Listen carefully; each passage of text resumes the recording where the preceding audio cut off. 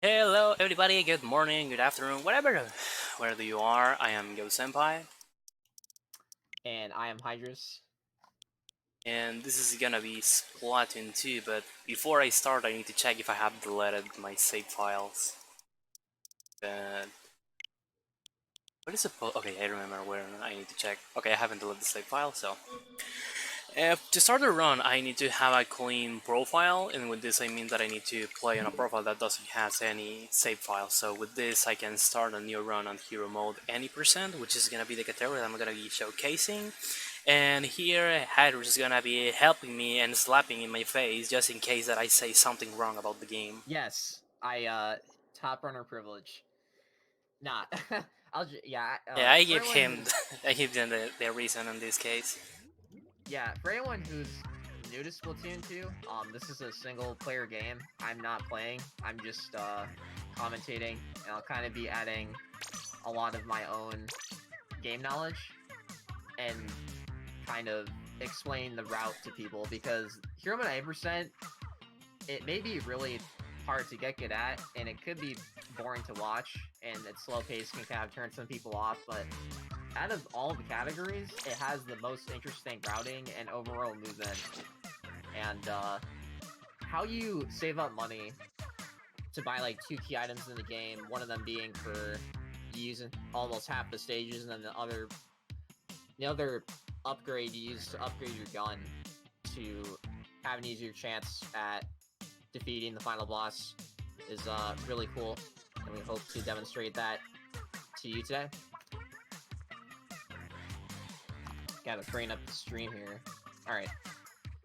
So yeah, when you start a new file, you have to go through the tutorial, and then you're kind of launched into the single player, and at that point the pace starts picking up. So we're gonna try to provide a little bit of interesting filler until then. Okay, so I'm gonna assume that we are ready, and we? Yeah, there's like no other guy in the VC, so I'm kind of confused. Okay, so I'm gonna make the countdown from 3, so ready for the time? So 3, 2, 1, go. Go. So in this case, as Adri said, we're gonna enter to a tutorial. Unfortunately, we cannot skip this, but in some way, I wanna consider that Nintendo was thinking about speedrunners and added a little skip that saves like 1 minute in this tutorial. So first Oh speed yeah, I strat. remember when the demo came out, everyone was actually doing this, even casual players. This is kind of like a thing that everyone kind of knows about. Also, I'm not sure if the stream I'm watching is on delay, so my commentary might be weird, Chan. It's like 3 seconds of delay. Don't worry. So here, I would assume that Nintendo added a tutorial on this game because, as we know, the Wii U, the console where Splatoon, the first Splatoon game was released, that Nintendo wanna make that people think that the Wii U was a myth and never existed. Obviously, it has a tutorial also to know how to play the game, mostly to understand how this gyroscope works in this game in order to Oh have yeah. another different way to play. But we need to be aware that unfortunately the Wii U hasn't sold many units, so there's a big possibility that people who never played the first Splatoon game was gonna play the second title. So I wanna think that they decided to include also tutorial just for this reason. Otherwise, I don't find a Right, reason right. to repeat the tutorial here. And now let's get ready for like how much, 2 or 3 minutes of a meshing button. Tech smashing. So during that time, let's try to explain what Splatoon 2 is to people. Because even though this is a pretty popular IP for being new in Nintendo's lineup, but some people still don't know what it is. So the Splatoon franchise started in the Wii U, like Phantasma said. This is the sequel called Splatoon 2. It's for the Nintendo Switch. And this category is called Hero 8%, and you basically have to beat the game fresh from a complete file. So that means, level 1 weapons, the level 1 splatter shot, which fires like one bullet every second. It's really bad. So you'll also, it has a lot of shot RNG, so you kind of have to mitigate that by making sure you paint the ground and have a little bit of patience. It definitely requires a different mindset and a different skill set, muscle memory wise. But I would describe this game's genres as a combination between a third-person shooter and a platformer. There's not a lot of games that are kind of like that. I kind of think of Half-Life as a platformer, if anyone's familiar with that. In some way. Yeah, but there's going to be a lot of platforming and a lot of shooting mixed in with the level design. Also, for the first, I would say the first act of the game, you're going to see Phantasma going for a specific money route to get enough money to buy an important sub, which we'll get to more when that actually occurs. So, a quick TLDR for the plot is that this is kind of set 2 years after the end of the first game, and the leaders of Angopolis are kind of like split up, and one of them, disappeared. So you're trying to help. So they're sisters, and you're trying to help the one sister find her other sister, pretty much. And you have to figure out why the main power source for the city, Angopolis, is gone, and it's your job to find out why. I don't know. I don't know the plot. Okay, I played Splatoon. the only thing that I can say to you is that you have spoiled the entire game, so thanks. Run is ruined. Stop The run doing is the murder. ruined. Yeah. Well, I don't Big think spoiler. anybody's gonna understand what. Okay, so Yeah. trying to say what does Hatter said in other words, the plot of the game is that, as he said, this happens 2 years after the first game, and now the Squid Sisters, the idols from the first game, took different ways. So now Mari, the second Squid Sister, is calling for our help because the great sapfish, which is a thing that gives the electricity to Inkopolis, has disappeared, and if we cannot manage to find it faster, and we're gonna enter into a big electrical outage, so obviously we don't want that it happens. So one thing I do want to explain is that you do notice that at the beginning of level 2, he did pick up a salmon can, and that salmon can contains power eggs, and the power eggs are kind of the currency of the campaign, and it carries over once you end the stage, so you can't just get a bunch of money and then exit the stage. You actually have to finish it. And it's going to be going out of his way just a tiny bit to get as many power eggs as you can. You definitely do not want to be low.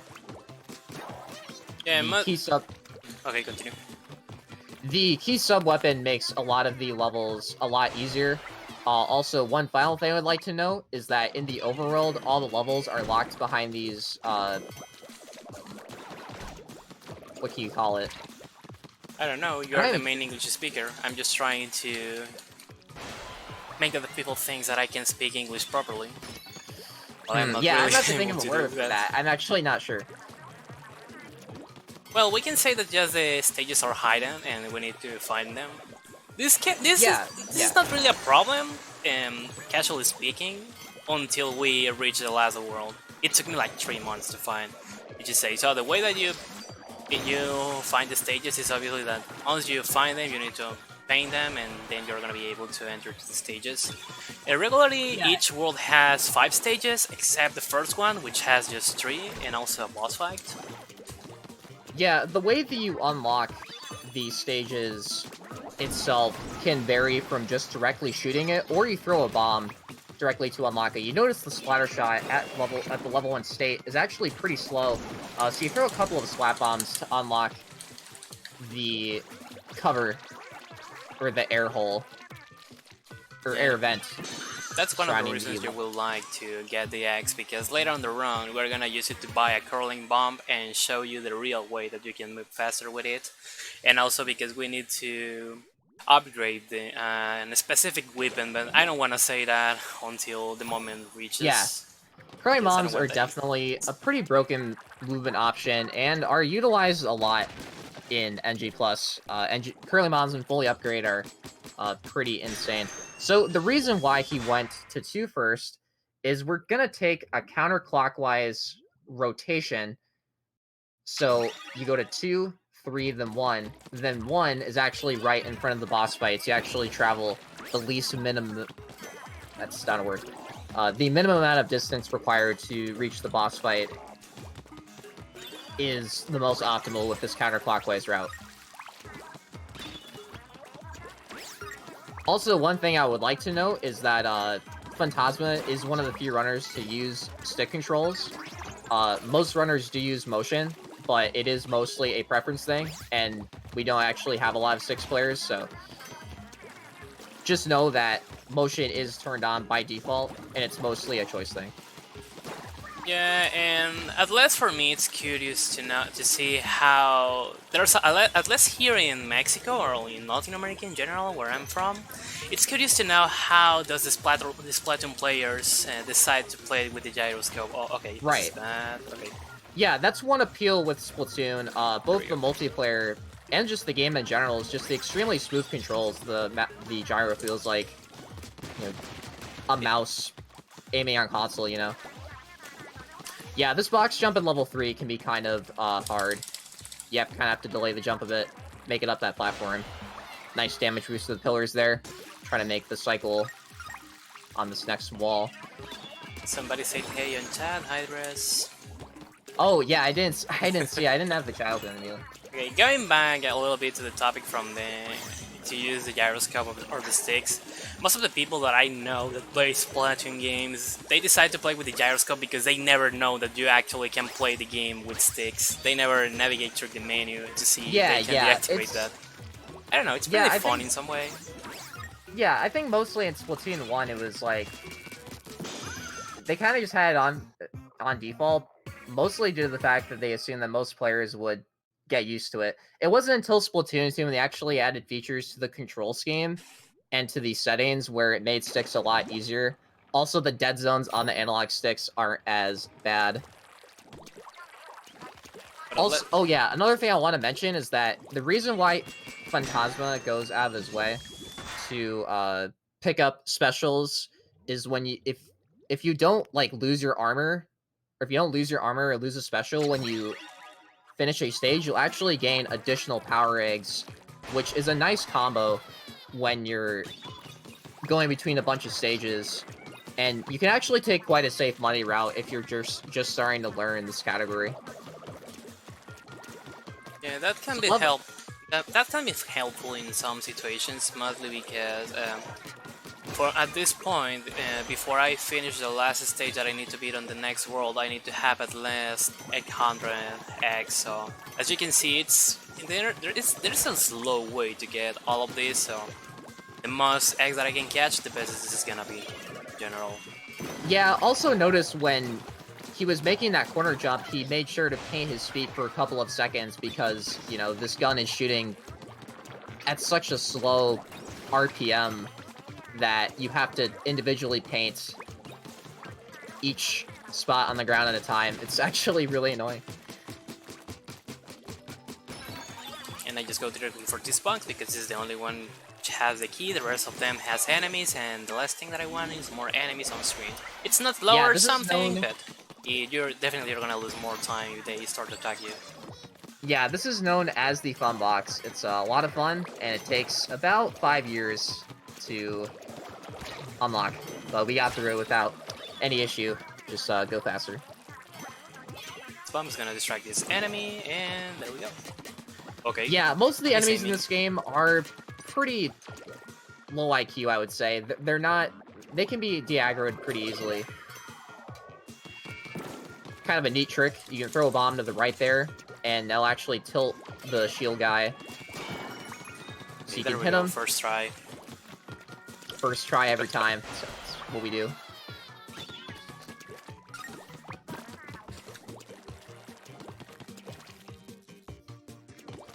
So basically here I think that on the rest of the stage there's nothing interesting to say, because basically what does this first stages shows to us is like the way that you're gonna start to beat the stages, like the patterns of the enemies, and which kinds of weapons you're gonna get, so it's not so interesting at all. I would say the first world is a great introductory learning tool to the actual mechanics of platforming and shooting. Specifically like the ending here, you actually have to kill one of the enemies in the bottom, I think the top right, so they can get a key. You can use the 10 missiles if you want, which is one of the specials, or the the ultimates, if you're more familiar with Overwatch, you can click the right stick, so R3, and you can launch a bunch of 10 missiles from the sky and kill all those guys. But it's kind of slow. Might as well just go down and kill all of them anyway. Or if you're like me and you're lucky, you can defeat a lot of the enemies who are covering the other warping paths, and if you get the key, you can use it on any of them. But Oh right, yeah. the only important thing is just to go for the one on the middle, because he's the only one which has the path that moves to us to the end of the stage. And this is gonna be something I'm gonna be doing during all the boss fights. Once I start the stage and I touch the ground, I'm gonna reset the stage. The reason of this is because I can skip entirely the first cutscene of the boss, and this is gonna save a good amount of time. I'm gonna be doing this Once in you all touch the bosses. ground, it counts, and you restart the stage, it counts having it being beaten, so you can actually skip the first cutscene without any issue. But since you haven't touched any of the other flags in the other phases, it's not going to be... you can't skip those. But it's a pretty neat 15-second time save. Remember that being found a while ago. Yeah, so the boss fights in Splatoon, I wouldn't say are too interesting. They're definitely very just execution-based. Funnily enough, you can actually throw a bomb down during that tentacle while you're shooting it to make it drain its HP faster. I'm not sure if Phantasma knows about that, though. I don't like to do that because I feel that it's kind of slow, but sometimes Yeah, it it does depends put you about a my little bit low on movements. ink, but it's definitely a neat trick. Generally, just due to the low damage output that this gun provides at this stage in the game. Okay, and now here I'd like to open the first boss fight, and this last phase we're gonna have a little, I don't know how to define it, speed strat or something like that, which is it involves the damage boosting. Here at this basically when you go right into this wall of purple ink, it actually ends the first part of the phase earlier. It's a skip is entirely. Because he won't rotate all around, he'll throw about 4 or 5 showers out, and then you're good to go. Ooh, almost. I thought you were gonna get hit there. I was kind of nervous. I was so close to receiving damage there. So close. And well, once I defeat this guy 3 times in a row, and I think that we can say first boss defeated. Not a big deal this first world, but now the interesting things are gonna start on the next one. Because we're gonna be doing World something 2 really is different. where a lot of the overworld routing does come into place. We didn't talk too much about it in World 1 because we kind of explained it. I kind of explained it a little bit more so in the beginning. You just travel counterclockwise, so you notice that when you finish level 1, you could just go straight to boss 1. Also, another strat that I've seen, I think Hashrace do, who's the world record holder for this category, he'll actually paint a line he'll actually paint 2 bullets in the ground and then throw a bomb in the ground before he enters the boss fight level, just so he has a path of ink already inked when he goes to the portal to the next world. Because you notice, that line isn't inked at all. So it's all about preparation, really. It's all about preemptively thinking about what you're going to do next, making it easier for yourself with what you have available. So now Which makes this category interesting, in my opinion. Okay, so first starting here at the second world, what I'm gonna do is just to unlock the stages 4 and 5. So first, yeah, so first he's gonna go to the right and go unlock to the 5. I unlock first the stage 4, and then I'm gonna go to the stage 5. Oh yeah, I'm done. Yeah, I mean, you can unlock these stages at any order, literally, but I prefer to do this because I feel like it's kind of faster, because once I open the stage number 5, I need to use the in-game menu to take that stage and then go directly to it, because that's another cool thing about the game, that you can enter to any stage that you have already unlocked just using the game menu. So now that I have opened both stages 4 and 5, I'm gonna enter to the stage 4, and we're gonna have the first thing that I can say that it's different from the first game, because literally on the first game you can beat the game just using the hero shot, But now Right. on the second game, we're gonna start to use another weapons. In this case, I'm gonna be using the roll. I would assume that the reason of this is because Nintendo was trying to show to the players which kind of weapons does the game has. Again, getting back to the first tutorial of this game that the game Yeah. has at the beginning of the game. They kind of want to provide a little bit more variety to the player, and they kind of arbitrarily put the player in these situations where you have to use X weapon to complete a stage. It makes it more interesting than just using the base machine gun, or P90, as it's appropriately kind of known as, or resembles. Yeah, because technically, when we play the history mode and the first game, we just feel that Nintendo wasn't sure about what they wanted to do for the game, because it doesn't feel like a great experience or something. It just feels like Right. And the hero shot in the first game is quite good. There isn't a lot of difference between the level 1 gear and upgraded. It's New Game Plus in Splatoon 1 is very, very arbitrary. It doesn't save a lot. Also, as we can see, the fastest way to move is just to be through the ink, and this is gonna be what I'm gonna be trying to do is just sometimes to keep painting all the floor, all the everything on the stage, so I can be swimming or moving through the ink. Yeah, because the roller is a giant paint roller, essentially, you have two different methods of moving or attacking, and that's jumping and then flicking. You have a vertical flick; it covers more distance, but it paints paints more of a thinner trail. And then you have the normal V flick, where you just spam the attack button, and it covers a pretty large distance, I would say, across the ground, but it doesn't have as much of a distance. You also notice that Phantasma is using the Relonium, which is the pink kind of fruit roll-up thing. I don't really know what else to compare it to, to actually paint the ground for him, because the roller is really bad, and we don't have Curly Moms yet, so it's really inefficient to paint the ground. And also, using the Rulonium, you need to be so quite sure and precise with your Yeah. distance, because with this you can paint as much as you can.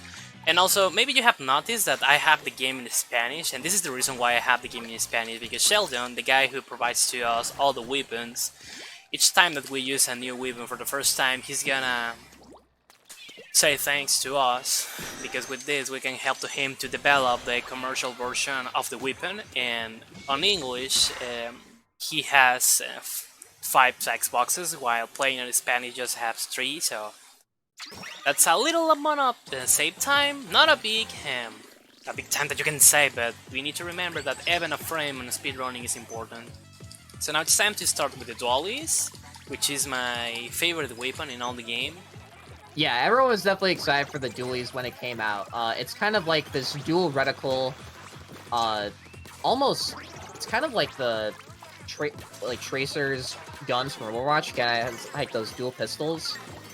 The main mechanic with this is that if you jump and shoot, you can dodge roll, which is actually faster on these ink rails by a very small amount. Speeds up the auto-scroller power of the ink rail just a tiny bit. It's also faster from a very high ledge to dodge roll down, because you gain such initial downwards velocity. A lot of high speed you get from the dodge roll. Oh no, thought you were gonna get that jump. Yeah, that jump can be kind of hard if you don't wait. But it probably saves a couple of seconds. A couple of seconds that do matter. But if we consider that I have failed, I don't think that anymore that was a save or something like that, but I wanted to do it anyways. Oh yeah, you gotta go for stuff, man. But yeah, there's the main theme of the stage is there's a lot of ink rails, and you're gonna be wanting to dodge roll as much as you can. You do this a lot, and it's gonna save a decent amount of time in the stage itself. You're gonna be shooting a balloon on the wall there, because that does contain a fair amount of And fair for amount of some wards. reason, Mary hasn't told me that I like to take risky situations. I think this is the first time that happened to me because if we take the skip, like I have done, usually we have an extra text dialogue from Mari, which tells to us that we like to take risky situations or we like danger. Honestly, I don't know how that should be in English because I have never played this game in English. And something you have noticed is that on this stage I have went for the Sardinium, or I don't know how it's called in English. Which is, yes, that is, you need to have 2 Sardinium. You get, it's one thing I forgot because I haven't played this category in a while. You get 1 Sardinium from every single boss fight in the game, as well as there's a Sardinium in every stage. It's one of the collectibles. And to get an upgrade for really anything in this category, you need to have a certain amount of money or power eggs, as well as 2 or 3 Sardinium, it depends. And 7 happens to, or not 7, 5 happens to be the most convenient place to get a Sardinium. You know, going out of your way doesn't lose that much time. Yeah, because as I've said before, I'm gonna be needing an 800 X, and also you want to Well, I need think 2 it's 500 Sardiniums. eggs from the Curling Bomb, I think. How many? How much? 500. 500? Okay, maybe... Yeah, I think it's like... Yeah, it's 500, I think. Well, we're gonna see that on a bit, so... We'll see. Yeah, you can get a lot of eggs in these next 2 stages, especially from the specials that you can pick up in 9 using the safer route. Also, something to mention is that on the stages is we need to use... well, starting this world, there are gonna be some stages where we're gonna be forced into use some weapons. It doesn't matter if the weapons are new or we have... Yeah, so this is an archetype of a stage where the developers don't arbitrarily force you to use a weapon. This stage you can use any weapon that you so desire. Dualies happen to be the fastest for Octoling stages. The Octoling stage, if you don't know, is a type of stage where you have to deal with a bunch of Octarians, which is kind of the enemy species of Splatoon 2. You have to get all these mini Zapfish, which were stolen from Angopolis. You have to get about 8 per Octoling stage. There's about 5 Octoling stages in the game. And he also picked up a Bomb Rush there, which will give you a ton of money once you exit. But yeah, nothing really to say other than, you know, just making sure you pick up a decent... Yeah, go fast and pick up a decent amount of armor because these Octoling guys do have a fair amount of RNG and where they can spawn, and the shot RNG that they can possess. Luckily, though, if you have your armor broken, you can enter one of these Zapfishes if your armor is broken, and you can get it instantly refilled without too much issue. Yeah, sometimes it's pretty good to take some damage boostings through these sections because once you catch the mini Zapfish, as Hyder said, your armor is gonna be fixed, so sometimes it's convenient to do that instead of just dealing against the Octolings. And there you go, a little over a minute, you know, we're already done. Most Octoling stages can be beaten in under a minute. They're pretty short in their length. And now it's time to go back again with a hero shot at stage 8. Yeah, so every Octoling stage, you're just going to see the dualies. Oh, yeah, the last reason why dualies are faster for Octoling stages is that you can dodge roll into the Zapfish, which saves about half a second each every time you do it. And that initial speed boost, like sailing straight into the Zapfish, is actually really cool. Also, if you're in a risky situation against the Octolings, the good part of this is that if you start to roll having the dualies, you can save a good amount of time also. And okay, this thing doesn't want to cooperate.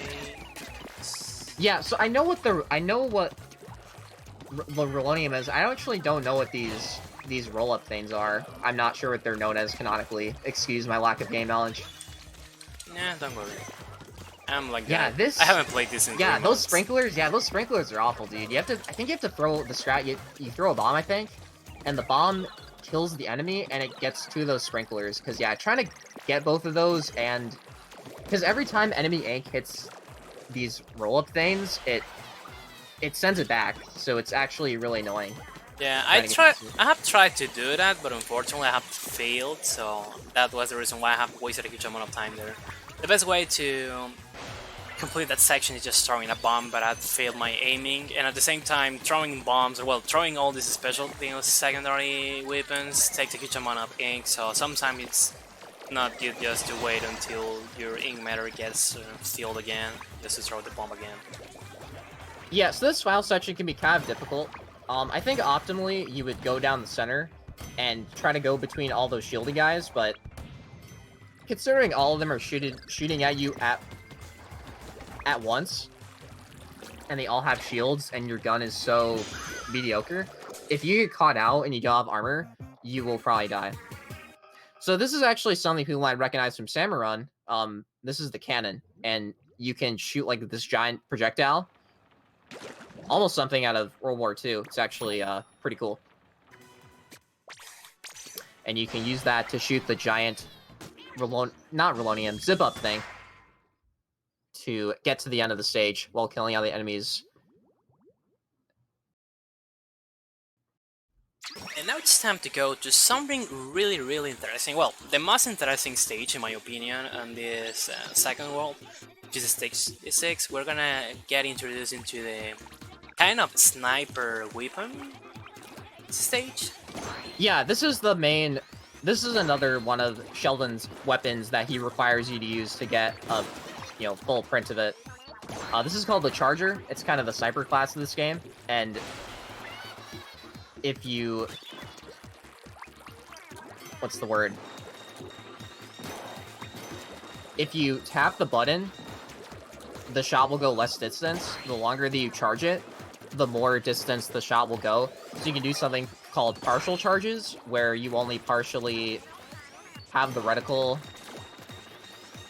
enclosed, and that's faster than a full charge because you don't wait as long for the reticle to finish circling around, if that makes sense. If you played Splatoon 2, you'll kind of know what partials are. I'm not really sure if partials exist in like other FPSs because those are like hit scan, and this isn't really hit scan game. It's more of like a projectile game. So it's a bit different to get used to. Small skip, you stay on that railing, and you can actually access that grapple link a little bit earlier. Okay, so getting back to the topic of catching all these specials and shields, this is gonna be maybe the first... This is gonna be the first time where I'm gonna be using this special weapon. And the reason why I do this is just to skip this entire section. This saves a good amount of time, because the usual way that you will take this is just to keep going through all the stage, moving all the platforms, and that wastes a huge amount of time. So just doing this, you can skip all of that section, and you just need to be focused on the last part of the stage. Yeah, that's a more alternative or a beginner-friendly version of Stingray Skip. Optimally, you would actually hit the fan for that final platform, and when you would drag the fan all the way to the front, then you would drag your Stingray, which is kind of like a hit scan laser beam, pretty much. And then you would go to that grapple link and just go right to the end. I think our world record for NG Plus is a 1:00. It's actually pretty sick. Yeah, so I don't... Yeah, I don't think you have enough. I need to repeat the stage. I don't have enough eggs. I just need 9. I need 9 more. Okay, this hasn't happened before. Without curling bombs, but I mean, it's gonna be kind of tough. Okay, definitely this is the first ever time that I have to forget to go through all the eggs, and you have the reason. I needed 500 and I just have 491, so I'm just gonna repeat the first boss fight, which is gonna be something really, really quick, I think. Yeah, at least you can skip the cutscenes. I mean, it's not that bad. You do have the charger, so you can shoot the tentacle from the bottom once you've activated it. So yeah, this is one aspect that newer players definitely need to understand when they are learning this category, is that your money routing within the first 7 to 8 stages is super, super important. And riding another stage is definitely not. Okay, I think that after I finish my run and all the runs get highlighted, I'm gonna check something, because I think that I got affected by the fast grab you can shoot the tentacle from the bottom, by the way. You don't have to go to the top. You can just shoot it from the bottom. Okay. But I don't think you play it. Well, yeah, I don't think you play NG Plus, so it's... Yeah, honestly, okay, where does this thing... Okay, here it is. The only thing that I can say is that I forgot to switch weapons, so... It has been a long time since I have played this game using the charger because I was going for the 1000% on my save file, and that's something that I would like to mention. That usually on video games we are used to see that the fully completion is 100%, but on this game it's 1000%. There's where you an complete every level 10 times, hence the 1000%. It's honestly, it's not worth it. It's the speedrun for 1000% is 12.5 hours long. It's honestly really repetitive. The DLC has a lot better casual, what's the word? Casual replayability. That's the word.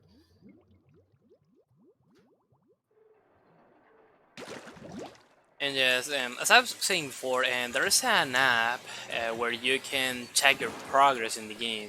There's an app for the smartphones. And where does I need to go? I think it's called Splatnet. Yeah, so when you beat a boss, you get about 50 power eggs. It's really good. Really good reward. And now we're going to be able to buy the curling bomb from Sheldon's Marketplace. So now we're gonna see the real reason why do we need to use the curling bombs and we don't just skip them. Because as I've said before, the fastest way to move is just swimming on the ink. So we're gonna be using the curling bombs here for that, because literally that's the way that you can ink more faster the floor. And well, I this is think good because purely besides that, 7 has a lot of robots that you need to stand on and manipulate, and the best way to make them go forward, besides shooting in front of them, is sending a curling bomb in front of and I their forgot face. to switch to the curling bombs. Nice. The 2-second time loss. This guy should be set. It's supposed that we don't need to jump over this guy, but if I just do this, I can skip him, and I don't need to take care about him. And something curious that I want to mention here is that if you do what I have done in both English and Spanish, in both English and French, Mary doesn't say nothing like special or something like that. She just said that we need to be careful or something like that. But when we play the game in Latin and Spanish, she's kind of dramatic and saying something like "no," and that I consider that that's something pretty curious about the localization of the game. Because I don't know, it was funny for me to know that she was just dramatic in Latin and Spanish. I wish I knew what was being said in the text boxes. It's going by, so actually a funny challenge is trying to read the text boxes while you're speedrunning. It's a nice meme. But I don't think you want to be speed reading while you're speedrunning. It's two skills that definitely don't go well together. But if you can manage to get both of them, something really nice. Also here we activate a rail, but it's slow just to move on it, so I just gonna skip it and go walking normally. Yeah, if you ride the rail, it's a long way to go down. It's better to just, you know, maybe ride the rail a little bit, or just go right past it and just walk. Now, the final section is probably the most useful when it comes to curling bombs. Getting around this guy can be kind of annoying. The walkway, you have to, like, jump around. That was actually really tight. That was close. Okay, so now this is a big Bless RNG moment. Let's see if I can manage to Bless RNG. Control this, because sometimes... Okay. Oh, sorry. Yeah, go for it. I think you're gonna explain what I'm gonna I wouldn't say, like, the robots are RNG, per se. Maybe the enemy spawns are RNG. But the way that you throw the curling mobs is definitely consistent, for sure. So now that I have wasted a huge amount of time because I forgot to collect all the required eggs, well, I haven't put attention to that, honestly. Now it's time to go through the second boss fight, which is the Octo Samurai, which we are gonna be forced to use the roller. Yeah, I would say the boss tune here at 8% is definitely not the most fun boss to play, both either in a run or casually. The roller doesn't really have a lot of damage fall-off wise, so at a long range or really close, it does not do a lot of contact damage, so you quite literally have to flick about 10 or so times while he's jumping around as well to, get the job done. Other cutscene skip. F5. Let's refresh. Example of partial charge in another game. Mario Sunshine's Blood Rocket. Oh, that's true. Yeah, I didn't think about that. Sunshine was definitely an underrated game. Yeah, and it's curious to mention Sunshine because like a good meme related to Nintendo games. That was tough. Yeah, that was a pretty bad dead. A meme related with Nintendo games, usually there's a lot of people who likes to do memes between, well, comparing Super Mario Sunshine with Splatoon for obvious reasons. So if somebody doesn't know, basically you need to be cleaning some paintings on Super Mario Sunshine, and on Splatoon you need to be painting everything. Also, another thing to note is that if you deal enough damage right before he does an attack, he will actually skip that attack. So you want to be as close to him as possible without making him jump. Because making him jump across the arena wastes quite a lot of time. But on the inverse, with those tentacles, if you're actually really close to the tentacle and you horizontal flick, the horizontal flick, the base contact damage, does enough damage to actually completely one-cycle the tentacle and not have to flick about 3 times. So, another thing that I would like to mention, I think I forgot, the most important thing is ink management. You kind of notice with the ink tank there, the yellow line, which indicates when you can use your sub-weapon, is actually pretty high. You don't have a super, high ink tank. Or you don't have a low ink tank, so whenever you use a curling bomb, you want to make sure that you actually know where you're going, and you can actually follow it up by, inking a spot on the ground and getting your ink back, because ink is your form of movement as well as your ammo. So managing that is super, super important, especially when, throwing sub-weapons and shooting your gun all have a cost. Yeah, you need to be more careful about where do you throw the curling bombs. Because also, you can use these to your favor. I don't know how you didn't get hit there. That was insane. Yeah. Because also, if you are lucky enough and you move correctly, you can like confuse the enemy because he's never gonna notice where you're moving. So with this, you can reach him easily to attack him. So this can be you. If you move correctly, you definitely can. You don't need to get worried about this kind of things. And yes, this was the second boss, Octo Samurai. We have defeated 2 of the 5 worlds. Now it's time to move to the third world of the game. Yeah, so 2's overall routing was kind of zigzag, but it kind of makes sense with how the world was laid out. Senpai did it, well, not Sen. Phantasma did it a little bit differently. Yeah, don't worry, call me as you want. Oh, okay, I didn't know what to call you. You have a different name on Twitch. I have my reasons for that, so don't worry. Yeah, back to what I was saying. So, you do have a tiny bit of flexibility with routing in the first half of the game, money-wise, but once you start getting to the second half of the game, you get money fairly easily without even having to try. Because you have about 3 worlds to get enough money to buy the second upgrade. Well, for the second upgrade now, we are gonna need 100 eggs, so it's gonna take a good amount of time until we are gonna get it, so I just need to be focusing with the stages. I think that I can get more than 1000 eggs, so I'm not gonna be so worried about that. The worrying section was the first one, which unfortunately I have failed, and I have wasted a couple of minutes, but I was so, how I can say it? I was so generous with my estimate, because my PB is 204.21 and my estimate is 215, but the staff decided to add another 5 minutes to my estimate, so checking how does my run is going, I feel that that was a very good movement about the staff.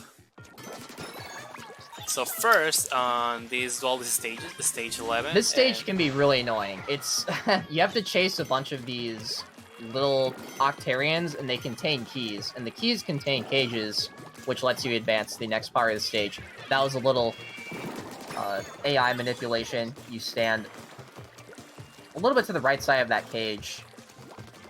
You can actually catch the little bugger right before he starts running. Yeah, basically with that enemy, what I have done is try to keep at the right section of the thing that was protecting the warping pad, because if I manage to make that the enemy doesn't watch me, doesn't see where I am, I can start to shoot him and I can get the key as fast as I can. Otherwise, he should have moved to another section when he's gonna be trapped, and that's supposed that it's the intended way to defeat that guy, but that's gonna be slow, so that's the reason why I didn't Luckily, do it. these enemies aren't that smart, so you can manipulate them to go one direction pretty easily with some simple.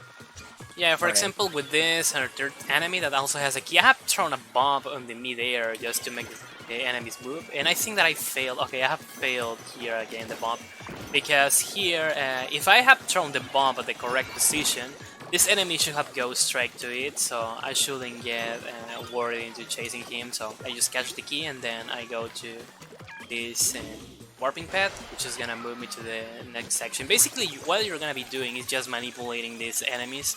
This is not something hard, which is also pretty funny because I've The said last section is definitely harder for beginners, especially of dualies. With Charger, it's a little bit easier because you have such a long range and you can snipe the Octarians with relative ease. But the dualies, you have to actually develop decent positioning and know the sweet spots, you know? Also, as we can see here in this section with this another enemy that I have manipulated, there was a full track that he will be running if we will be able to manipulate him. So you need to be so careful with your position and where are you shooting if you want to manipulate them in order to don't lose more time and save a bit. I've ran these games since March 2018. I have never seen that. You learn something new every day, right? Yeah, you learn something new every day, so you have learned something that you never known. And I have started to run this game also on last year. I learned in a 12-hour challenge, and it was a big mess up because it took me 14 hours to learn the game and then do my first run. For anyone who's not aware, Phantasma does a lot of the Spanish language restreams for our community tournaments and whenever the game's in a marathon. So he kind of communicates the game's speedrun to a Spanish-speaking audience. Considering that we don't really have a lot of Spanish-speaking runners, it's definitely very important, and I definitely thank him for doing that for our community. And I never know that I discovered something important with saves time. Yeah, also. and yeah. So I feel important in the Splatoon community. I do. You gotta feel important. Oh damn! I fell down. This is a little cool jump. Use the fan's momentum to get right to the. Oh no. Yeah, I failed. Yeah, I think that's the casual method. I actually don't know a lot of the casual methods for these stages because I haven't played Hero 90% casually since launch, which was in July 2017. So. Yeah, usually, unfortunately, hero mode it's not like something attractive on Splatoon speedrunning, talking about the second game. Usually the people is more interested in Joku expansion due to many factors, like there are some cool tricks and cool stuff to save time, and also at the same time the category is more faster because it's more quick to defeat. So I'm thinking I'm one of the few people who keeps giving some love to hero mode, the love that this category deserves. Yeah, I think Hero 90% definitely has its flaws, but it also has its benefits. It requires a lot of memorization and a lot of just memorizing specific movement in each aisle. So kind of getting to the weapon at this stage, this is kind of the galley gun in Splatoon, known as the Splatling. And you can charge up. If you play TF2, you would probably understand the mechanics of a galley gun. You're not gonna understand it. Yeah, if you haven't played it. But pretty much, you charge for about a second, and you can shoot a bunch of these bullets at once. If you ever seen like a galley gun in a video game, like COD, World of War or something, you will understand kind of that stereotype of that guy with a minigun on top of the hill. Oh god, I'm not liking how this is going. I guess for the first stage where switches are kind of the main theme, you activate switches to push blocks out of the wall. But I'd say it's only used in half of the stages for. And I have died. Nice. Probably only used in half the stages for this game. So what I was trying to do here was this, using the curling bomb just to move through this section, but I made some human mistakes and the enemies didn't catch me. And again, they catch me again. And this is a big problem when you receive damage, because first of all, you're gonna be moving slower, and second of all, you cannot keep hide on the ink, because the enemies are gonna see where you are. So definitely, yeah, this is not a very good way to keep. So in Splatoon 2, even if you don't have armor, if you get your health removed, you have a second wind. Similar to Borderlands, in that if you wait a bit, you can get a second chance and regain that temporary armor. If you do have armor, you can skip the part of moving really slowly, because, yeah, speed is definitely essential with your movement. Oh wow, that was actually a really cool dodge. Yeah, I really like that section, to be honest. The flutters can be a little bit luck-based, but I feel like it's more cycle than luck-based. And you can manipulate them pretty easily by throwing a curling bomb or something in front of them, or auto bomb. Yeah, I can consider that maybe it's a combination between luck and cycle-based, because also when you try to manipulate them, sometimes something can get wrong and they are gonna move to a different position where they're gonna not help you. And anyways, and now we're gonna have a little skip here. I don't remember exactly how much time saved. I think it saves like between 15 to 20 seconds. Because instead of going you don't have to go all the way to the edge of the stage and right on top of those robots. You can just kind of use the fall off from the splatling, hit that grapple link, and then you can go right to the end.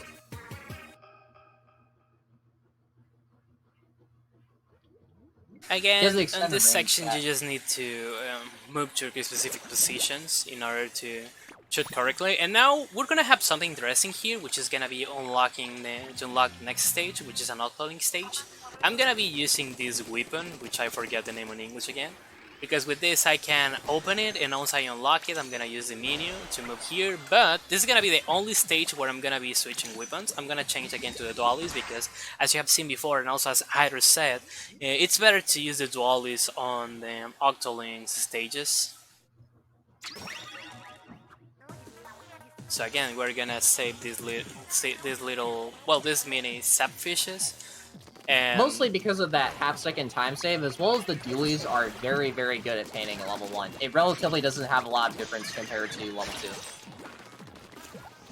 The base shot spread is actually quite generous. Okay, I don't know why, but the game is not switching correctly the bombs that I'm telling to the game that I want to use, so this is bad. So the best way to get free it is mini sap fishes is just throwing bombs. It's the most fastest way that we're gonna have to save them, so that's mostly what I'm gonna be trying to do. Sometimes for some different reasons, such as the Octolings are attacking to me, I will be shooting normally to them, or well, when I need to get a certain amount of ink, because as I said before, this wastes a huge amount of ink, so you need to be ready for this kind of things. Also because, so I'm gonna try to explain a little bit what that purple mist is. That's called Toxic Mist. It's a sub-weapon in the multiplayer, and basically when you step inside it, you can't recover ink at all, and you basically move infinitely slower. I think it's slower than having your armor broken or basically tied. So if you dodge roll through the poison mist, you can basically bypass the effect of the Toxic Mist.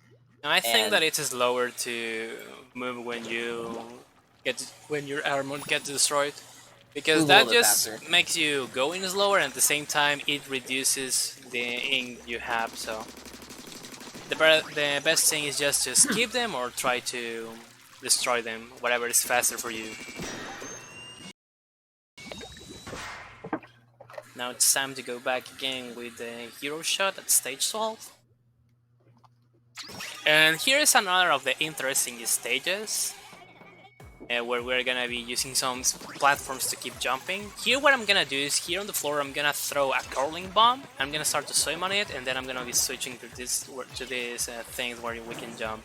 The reason of this is because I can keep the speed of when I am swimming on the ink here, and doing the jumps is gonna be the fastest way to move.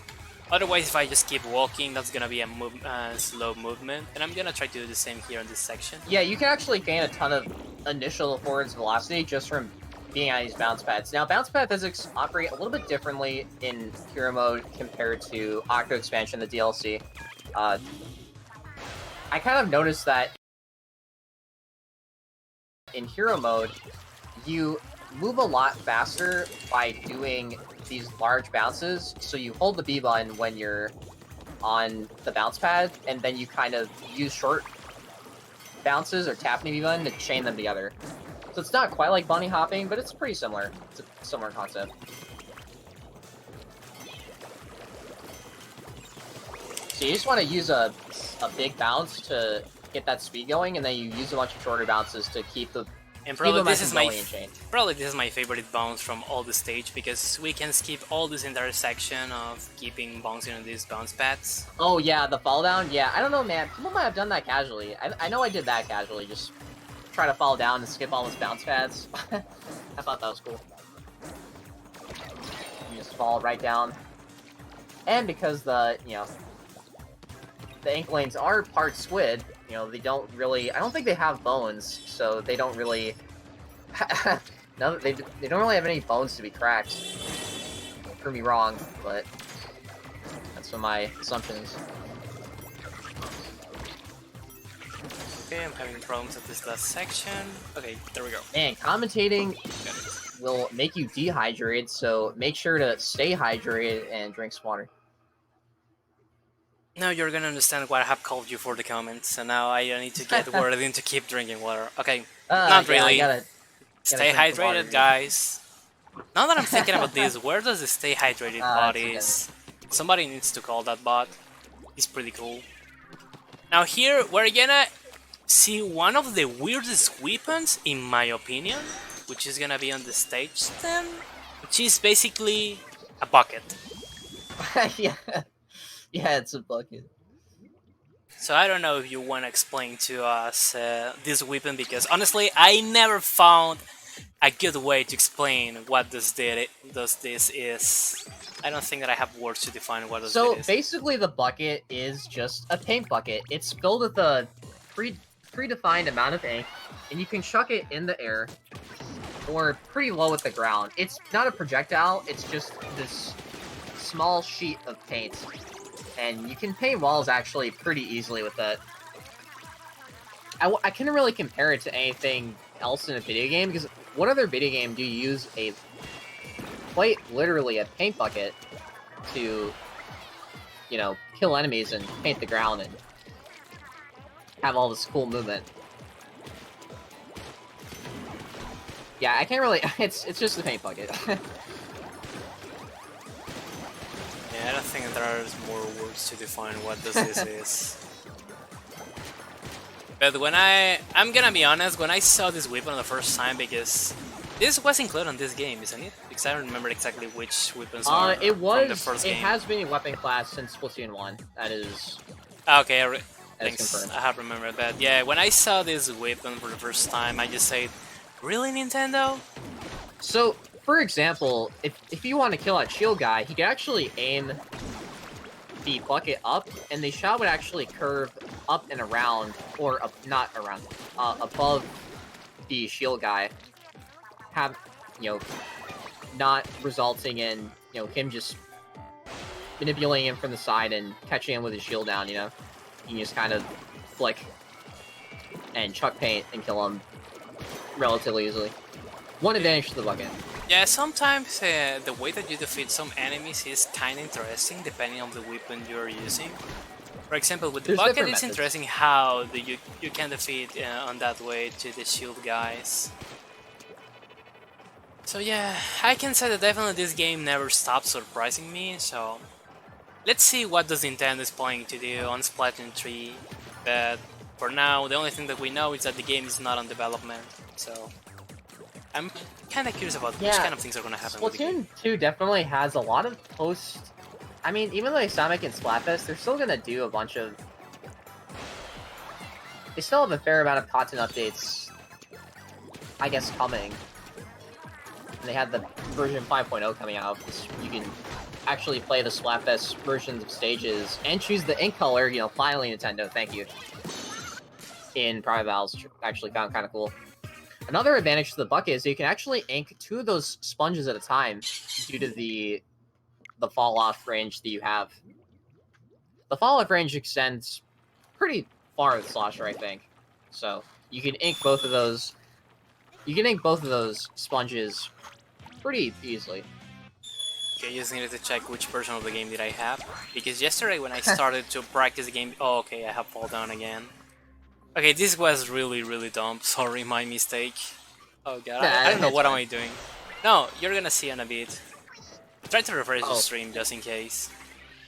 Okay, I remember what I have done wrong here, my mistake. oh yeah, that's that. I've had that happen to me before. So because you're a squid, for some reason, when you're a squid, you're just kind of made of goop, and you just fall through grates. So you're another kind of weird property about the Inkling is that you can't be in water. If you're in water, you die. And it's good that you mentioned this because I wanna do something. I wanna say something special about that with Smash Ultimate, where the Inklings were included to the game. Unfortunately, I haven't been able to play the game because I don't have money to buy it. But as far as I have seen, I have liked that Nintendo included that detail with the Inklings that when there are some stages where there's some water, if the Inklings are there, they're gonna start to receive damage. So I can say thanks to him for including that little Yeah, it's something detail. I never understood. In Battle for Bikini Bottom, what is it? SpongeBob can't be in pools of water, but they're technically underwater. So what? What does that mean?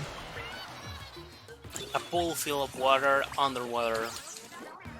Yeah, I'm not Well, exactly sure why they force you to use Charger for this stage. It definitely makes certain parts of the stage a lot easier. Sniping that Octoling is, for one, a lot easier, or you can use Snapshot.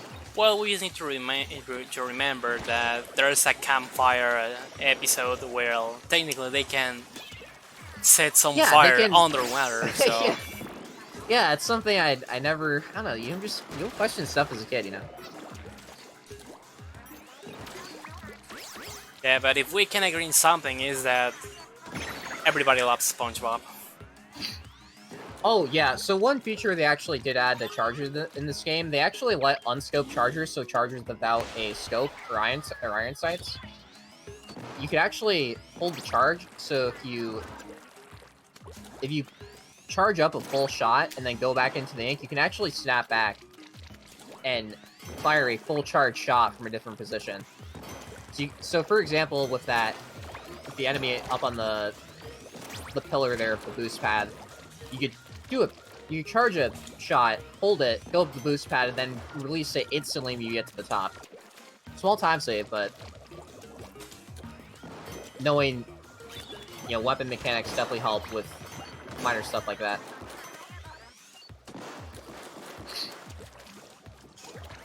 Okay, honestly, I don't like this section of the game, so I'm just gonna try to keep Yeah, that jump quiet. is not fun. It doesn't hurt to go around, for sure.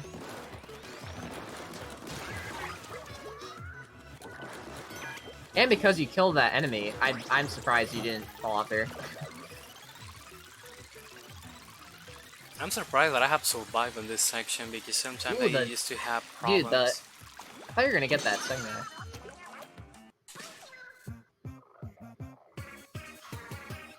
So now it's time to go to the next boss fight, which this is something really interesting for me because this is a boss that originally appeared on the first game, which is the Mighty Yes. Octostomp, but now he's gonna make a comeback in this game. Yeah, Octostomp has appeared in, I think... I forgot, is he in Octo? No, he's not in Octo expansion, right? He's in the first game. I don't think... Yeah, no, Octostomp No, is, the next boss is on the Octo expansion, but I think that wasn't no spoiler if you wanted to say that or you were thinking about that boss. Yeah, So I we're understand. gonna talk about that later. And something I like about having this fight against the Octostomp is the fact that I can use the Dualis, which is pretty cool and really faster. So here, the way I'm gonna be defeating this guy is that first he's gonna be throwing some ink, then he's gonna... Well, first in this phase he's gonna try to stomp me, and during this time I can paint one of his sides, and then I just go up and I shoot this tentacle and we are done. Basically this is what we're gonna be doing during all this boss fight. Except for this little plot twist that now he's gonna have a kind of shield that we need to destroy, otherwise we cannot paint him, we cannot paint the wall, so we're gonna go against him. Another benefit to when you dodge roll is that your fire rate increases significantly. So, say if you want to cut down the tentacles a little more quickly, you would probably dodge roll. You could probably laser all of his HP. Just doing that. The reason why he throws the bomb there is because it does help with chip damage a lot, because the dualies don't have a lot of range. And he kind of shifts around a little bit. Well, not shifts around, but he teeters around a little bit when he stands. So dodge rolling helps with increasing your shot accuracy.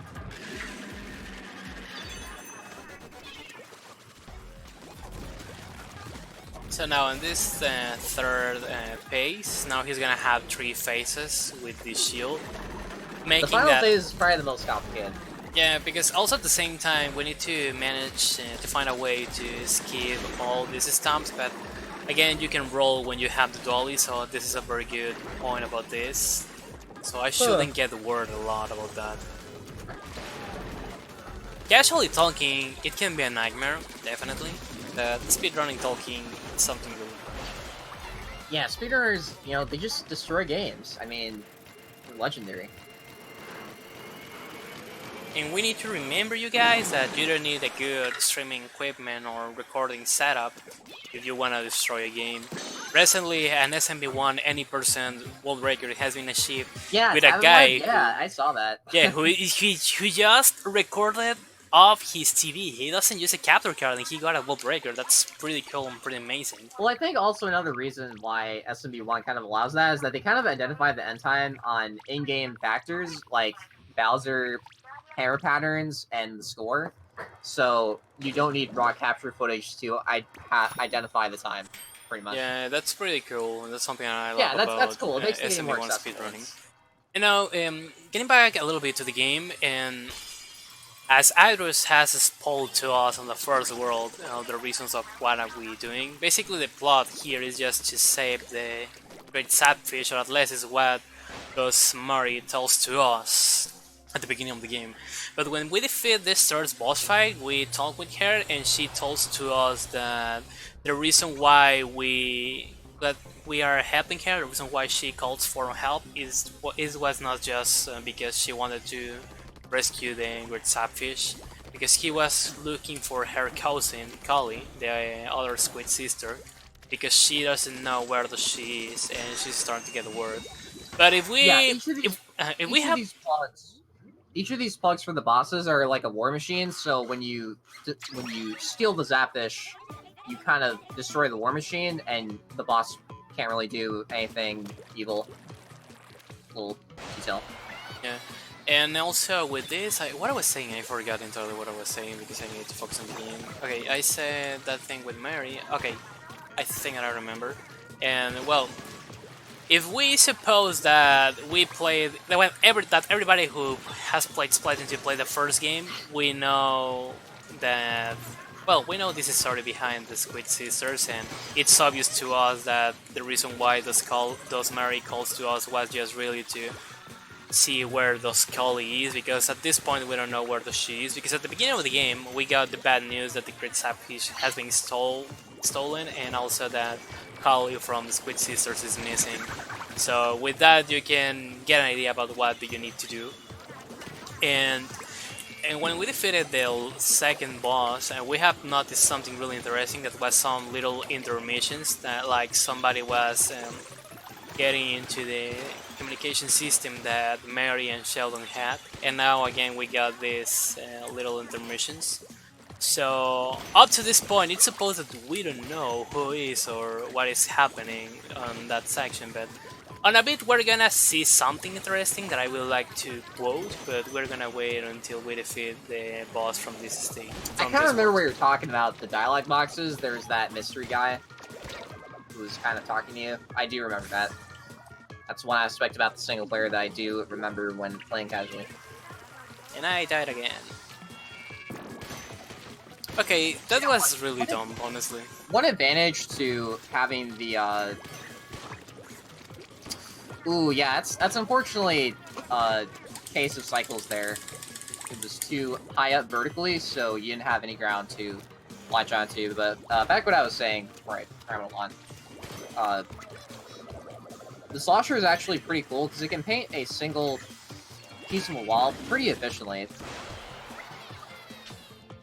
If you just do it in one fell swoop instead of the normal gun where you have to shoot a bunch of bullets to paint an individual wall.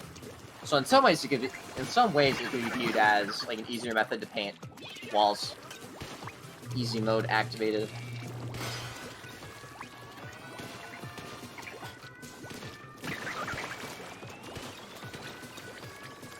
Yeah, unfortunately, a lot of Splatoon stages do have the kind of this lazy design aspect where it's kind of cycles. You know, it's good game design, I guess. I don't complain. I still like Splatoon, but that's definitely something that can cut down in Splatoon 3. Is less cycles and maybe more platforming, I guess. And I really love Splatoon. That the only reason why I have bought the Switch was just for Splatoon 2. Yeah, it's for me. It was probably Breath of the Wild and Splatoon 2. Well, in my case, I have a Wii U, so I played Breath of the Wild on the Wii U. When my brother bought also his Switch, he bought Breath of the Wild because he wanted to finish the game again. He's a big Legend of Zelda fan, but I like to say that all the time, that the only reason why I bought a Switch was just for Splatoon 2, and that was the only game that I used to play. I got also games like Mario Odyssey and Super Bomberman R, but with Odyssey, when I beat it, I just beat it like on a casual any person route, and I never touched the game again because I don't feel like if I were replaying the game. And also with Super Bomberman R, I beat the game, but online mode is dead, so the only thing that I used to play was Splatoon 2 until Crash Team Racing Nitro Fuel release, because I don't have a PS4. Well, I have one, but it's dead, unfortunately, and I don't have money to buy another one. So in this stage, you have these bowling balls, and they travel in a 2x2 line, and if you touch one of them, you lose your armor. And there's actually a really big bowling ball towards the end, and if you touch that, you actually get sent straight off the stage. There's a giant cycle that you have to meet with the platform towards the middle of the stage, and it can be kind of hard considering that there's certain surfaces in Splatoon, like the one that Phantasma is walking on right now, that you can't really speed up because you can't ink the ground. It's an uninkable surface. So all we can really do is just walk on uninkable surfaces. Yeah, sometimes this can be a big problem in some sections. Ooh, yeah. So the bowling balls do move kind of predictably. But if you even so much as touch it, you're pretty much done for. Yeah, and definitely this is not fair because, as you can see, sometimes some of these of these bowling balls, I don't know what I'm confusing words, go directly to and touch some enemies, and the enemies doesn't receive damage. So in some way, it's kind of unfair, but we understand the concept of this. So Oh who yeah, it's cares? something I didn't think about. Why are they stuck in the bowling balls? What happens when they die? Yeah, this game has no sense in many ways. Yeah, it's kind of dark. I mean, you saw that bowling ball, and there was 4 in cockpits. They just fall off to their demise. Well, we need to consider a lot of things related to this because first of all, a lot of people were complaining with Nintendo because they never were doing games compared with the nowadays standards. I mean, with the kind of genres, kind of history modes and all that kind of things with video games. So basically, while other companies were doing shooting games and post-apocalyptic games, if you think about this, basically Splatoon, the Splatoon franchise, is a post-apocalyptic third-person shooter because in these games the humans doesn't exist anymore. So Oh yeah, if you look at the plot of OE, it's 100%.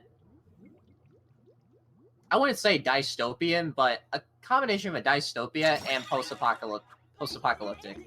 Because generally the lore of this game is that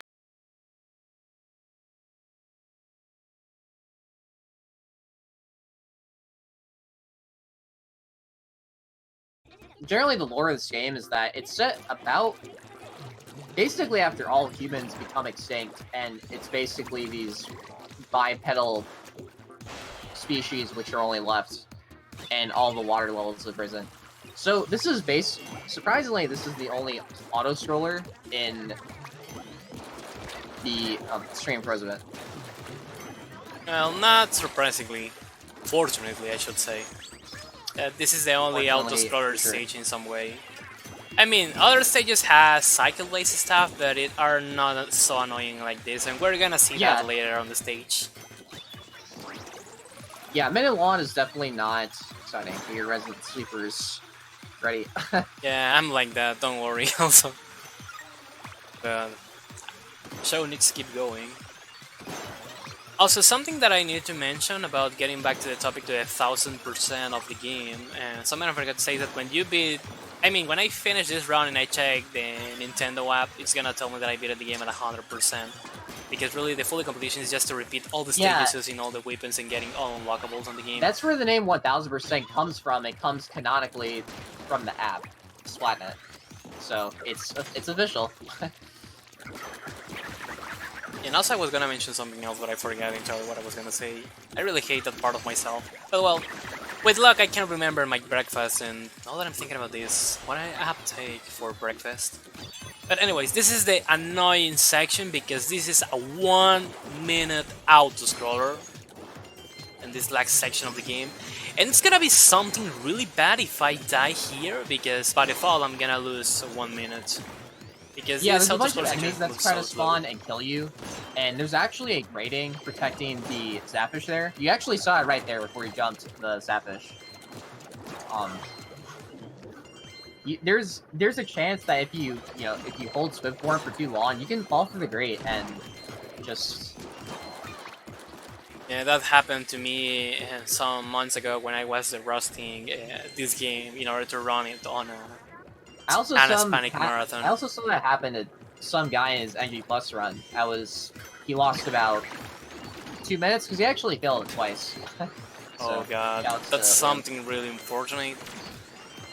I mean, I can die on purpose and show how time do you lose, but I have wasted a huge amount of time forgetting to get the Note X on the first world, so I know that my estimate it's pretty good, but at the same time I don't want to compromise this even more. It's pretty generous, for sure.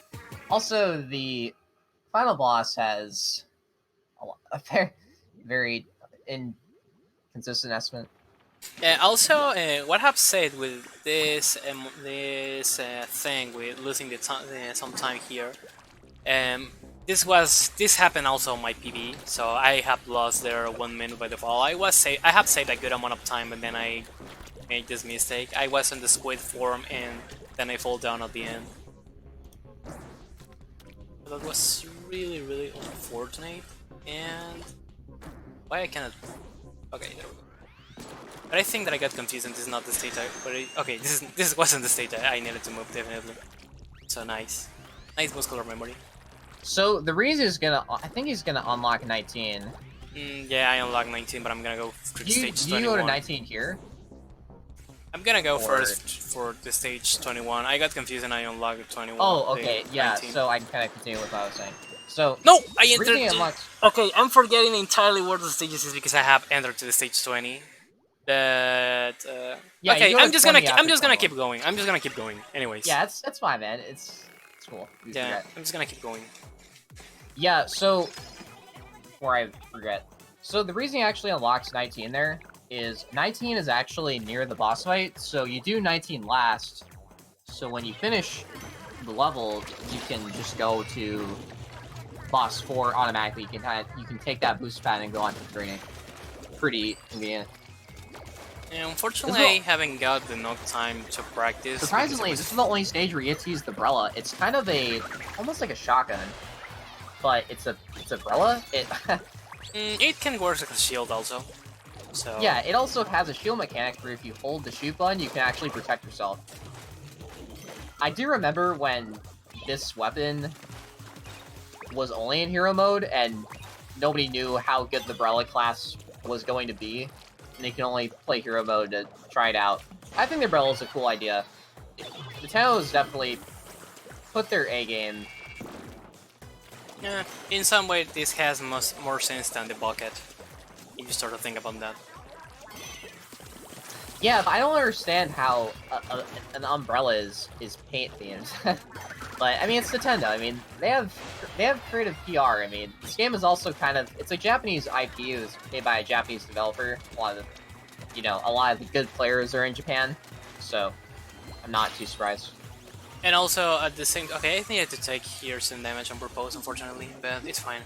So also we are aware and we know how Nintendo is in general in the video game industry. They like to do some experiments with some stuff and some things, so I'm not really surprised about what they have done here with Splatoon in general, with the game mechanics, the weapons, all that kind of things.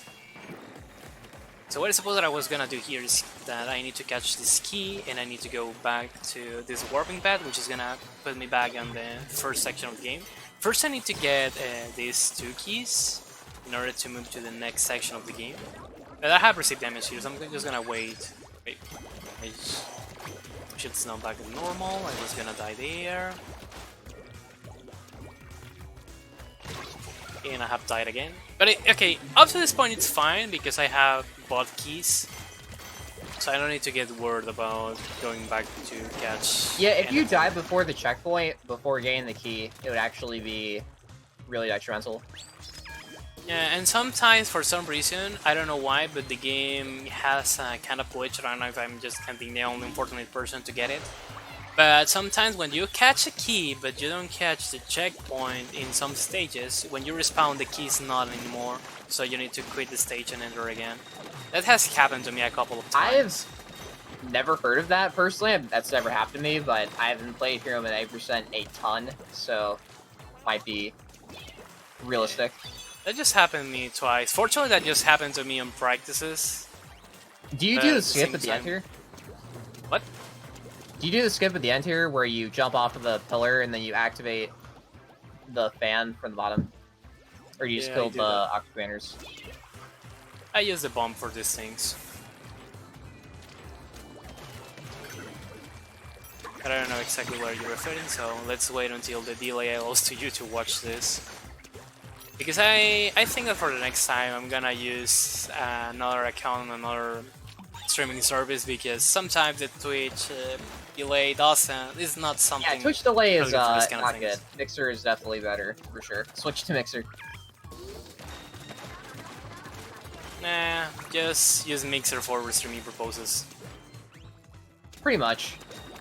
Yeah, so you can actually jump from the first set of pillars there. You can actually use the fall off from the umbrella to hit the fan and skip this first sequence. And you can actually get to the final platform just by shooting that one fan. Pretty cool. Probably saves about 20 seconds, 25 maybe. So now the question here is, where does the stage 21 is? Because I don't remember exactly. It's It's in between like 19 and 20, so it's like above you to the right, like top right. Okay, I remember where the city is. I don't Yeah, know yeah. how to feel about this. No, this is Nah, that's fine, dude. 18, I mean, if 17. you don't run Splatoon, it's pretty easy to forget the like routing when especially when it's this complicated. Or not complicated, but specific. You know, Okay, I remember especially where when you the get stage to is. high level I and you have feel to bad, honestly. unlock levels and specific orders. It can be annoying. It has been a long time since I have run this category, but also I was busy with some idle stuff and I forgot to practice the route for the World 4. I have practiced the rest of the game, fortunately, so rusty at all I'm not. And I really was owing this run to the Insomniacs community. Sorry, English is not my main language, but I'm trying to do my best. But I was owing this run because I was inviting to run it on the winter marathon, but unfortunately idle stop hasn't allowed me to do the run at the end. But I'm really glad that they accept that I run this game on this summer marathon. And with this Octoling stage, this is gonna be something really interesting because I'm gonna be using the Charger. I'm not gonna be using the Duelist. I have tried to use the Duelist, but Yeah, definitely Charger is a pretty it's safe better. alternative for the stage 90%. It doesn't lose a ton of time. You probably lose time to inking the ground, but you're mostly going to be using curling bombs to open the, the Zapfish anyway, so it doesn't lose a ton of time with good movement.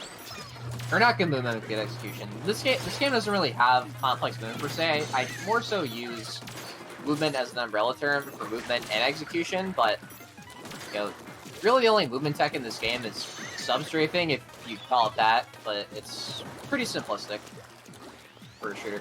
Yeah, also this game features a lot of annoying enemies, but fortunately at the same time there's a lot of shields. So sometimes I'm just gonna... There's a ton of sniper guys shooting at you, and you don't really get a ton of armor immediately, so it can be kind of annoying.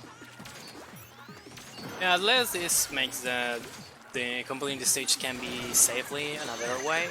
So I'm really glad about that. And also, I don't know why exactly, I don't know if you can define this, but I have tried to play this with Duelist, but I feel that it's better to complete it with Charger. I feel that it's mostly because the Charger has a bigger distance and there's a lot of enemies, mostly with the sniping enemies, which are annoying.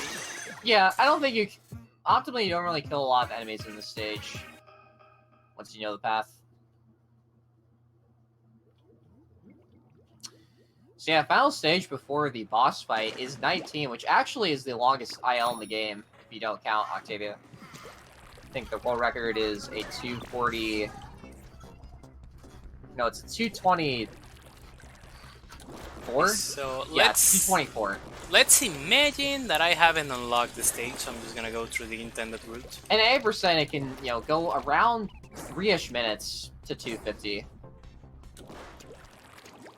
Yeah, because again, this is another kind of cycle-based stage. There's a lot of things that are gonna be cycle-based. Keep going. This is also noted by the initial level load. There's a lot of geometry that the game has to load in because there's 3 different paths that you take, and there's a giant arena with a ton of robots. That's very annoying. Yeah, something good also about the cycles in general in the game is that most of them are the same all the time, so you don't need to get worried about RNG or that kind of stuff with some cycles. And mostly because each time that you start the stage, the cycles get reset, so that's something pretty cool. Yeah, I would say besides the final boss, the RNG in this game doesn't really have a lot of significant downsides. It's more so AI, which is common in a lot of games. Odyssey is an example. BFTV is another example of that. And, for a while, you can mostly avoid it. Here section is dangerous, I have received damage, so for saving this purpose I will try to keep height in order to avoid the aim from the enemies and keep going. Because that's another problem with this stage, because also with the cycles, some of them are manually activated, or I don't know how to explain it correctly, because there are some Yeah. places where you need to reach or some switches you need to activate in order to make that the cycle starts to get activated. Yeah, but in So. that way, you can control it a lot easier if you can manually activate it. Like these two buttons, which actually is really cool with Blaster, because the Blaster is, I would almost consider it like a shotgun as well. Well, not a shotgun. It's really hard to describe an analog for most Splatoon weapons to other shooters, because it's just so unique, you know? Well, definitely I can agree that if you suck playing this game, you should use a blaster. For sure. It's the most broken weapon from the first game. I fell down here then. And I can consider that maybe the second most broken... was not fun to play against. Yeah, I think that maybe the second worst weapon, or well, the second most broken weapon are the rollers. And we can know that also in Smash, because the roller with the Inklings makes a good amount of damage. A ridiculous amount of damage, but you don't know how to play the game, just use each of them and you're gonna be done. Here also with this section of the game, as you can see, there are 3 warping pads. The good thing of this is that we don't need to go through in a specific order. We can beat any of them in the order we want, and because at the end we need to get 3 keys in order to move to the next section of the game. This is one of the reasons why this also takes a good amount of time, because it's like a mix of 3 mini stages or something like that before you can start to keep moving. So yeah, it's a cool design. Also, you can generally take your own route with what mini stages you do. You won't really have a penalty, maybe a 1 or 2 second penalty at most. It's pretty lenient, I would say. Yeah, this can be pretty. I think that this is the most cool part of this stage, that you can go through the route of whatever you want. You don't lose so much time. Mostly just gonna be depending of the human factor about your ability playing the game in general. So you don't need to get so worried about that. I like to do this route because I feel that it's the best for me, because I can have a kind of control about where am I moving or something like that, because I used to forget easily what I need to do. And I think that what I have done during all the run can be a good example about how am I at that aspect, so nice, I should say. So now that I have all the 3 keys, what I'm gonna do is just to unlock these switches. But as we can see, there's an enemy here at the middle of the stage, so it's supposed that I need to defeat the enemy, which is an enemy with a shield. But if I throw a bomb that I just have done, I just can ignore the enemy and just keep going straight, instead of just trying to defeat that guy in order to activate the switch. So that's pretty cool. And now again, another manipulation section. And this last section of the game. Hedrus, please, do explain what's gonna happen here. The most annoying part of the stage, definitely. I forgot. Blue Noise actually found that strat. If you throw a bomb in the ground, you can actually activate a switch in the ground really easily. It's a lot faster. So in this giant arena, you have to go to the top left side and control a bunch of these robots, which move in a semi-random way. But I would say it's a lot easier 90%, because the robots are attracted by sound, and if you just keep spamming ZR or a blaster shot in front of the robots, they can actually move forward pretty consistently. With curly mobs, it's a lot harder because curly mobs don't really make a sound compared to a blaster shot. It's less of a whoop, I guess.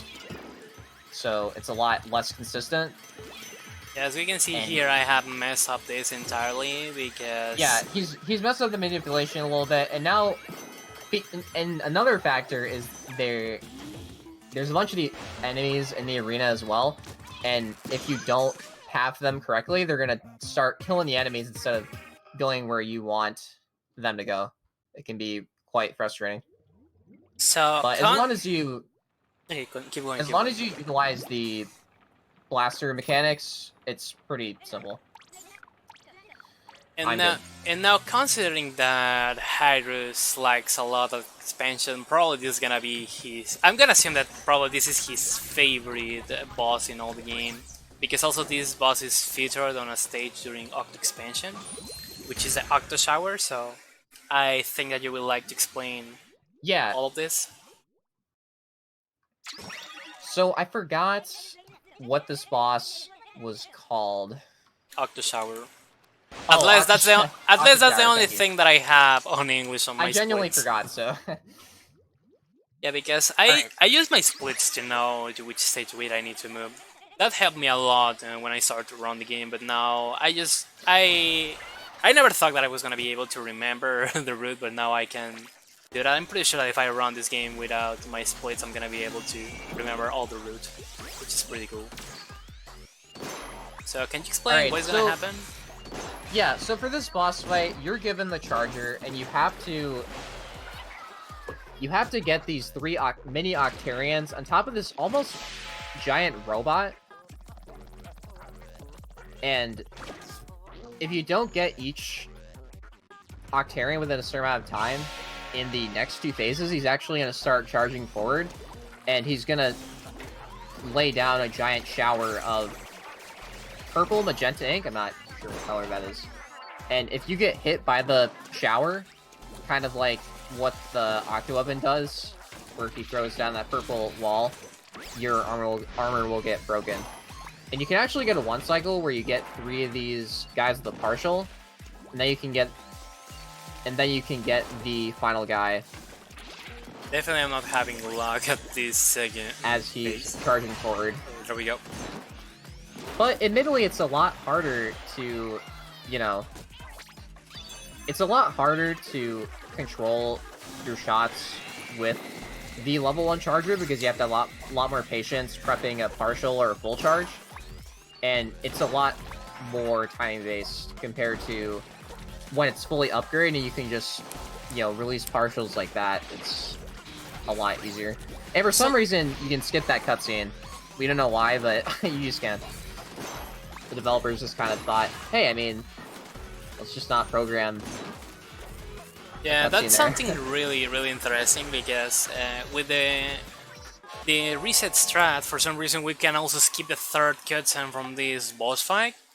I want to assume that maybe in the code they write something similar between the 1st and 3rd cutscene, so I think that's the reason why we're able to skip that without problems. Luckily, though, because you're given the charger for this fight, it makes it pretty simplistic. Please put attention to the text boxes really quick. It doesn't matter that you don't know Spanish because I'm gonna say something interesting on a bit. So if you were quickly to see, the first text box was upside down, and definitely this is a reference to the first game, because in the first game our character is the Agent 3. Here we are the Agent 4. So that's one reason why Mari calls to us, because Agent 3 was missing in action. We're gonna know where this Agent 3 is in Octo Expansion, but that's another story, and I hope that we can see Hydros running Octo Expansion on an next Insomniac's speedrunning marathon. I don't know if he's gonna be able to submit it. I want to show off all missions. All missions has ever been shown off in a marathon, and a bunch of new strats have been found recently for the category. And sub 3 is definitely a lot more realistic, for sure. Mostly, it's the amount of skips in the post game which makes it really cool, and the boss fights. All right, so now we're gonna be getting into the final world of the game, World 5, and this has probably some of the hardest overall movement out there. It's gonna look kind of crazy. Okay, move to the wrong platform. Nice. I can't even imagine doing this casually. So each platform is a different color, and you can see these giant colored orbs, and they lead to different parts of the stage. So if you take the red orb, you will go to the right side of the stage, yellow on the left, whatever. Then you go the yellow. Yeah, in this case, I needed to take the cyan platform. Or yeah, the blue one. Yeah, the blue one. I I also forget this, but hopefully this is gonna be the last thing that I'm gonna forget during all the run. Because again, casually talking, this can be a nightmare to find the stages. Well, unless I was able to catch a good cycle. Yeah, especially because one of these stages is actually on an invisible platform. And Phantasma is actually going to be taking a casual route to get to that invisible platform. But optimally, you would jump off of a platform and throw a bomb at a single platform out in the middle of nowhere, and you're gonna be able to unlock the stage. Yeah, the vent for 22 is barely visible on this invisible platform against the... It has a nice contrast against the yellow ink, or the purple ink. Yeah, casually talking, this is a real nightmare because I've said when I started to run, it took me like 3 months to find all the stages. At the end, I just found 3 of the stages, and I don't want to use any guide or something like that to find the rest stages. Then I feel forced to do that, and I feel dirty with myself because I said that I was gonna complete this game without using any guide or something like that. But yeah, World definitely 5 definitely has the hard to find consistently hardest stages, for sure. This is the last stage where dodge rolling is kind of the theme. So you're going to be seeing a lot of different ink rails, especially at the ending, where you're kind of being hunted down by these sniper enemies.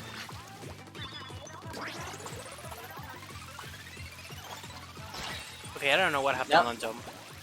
Yeah, I think the reason... Because you died, those enemies were kind of off the cycle, I think, and the balloon strat didn't work.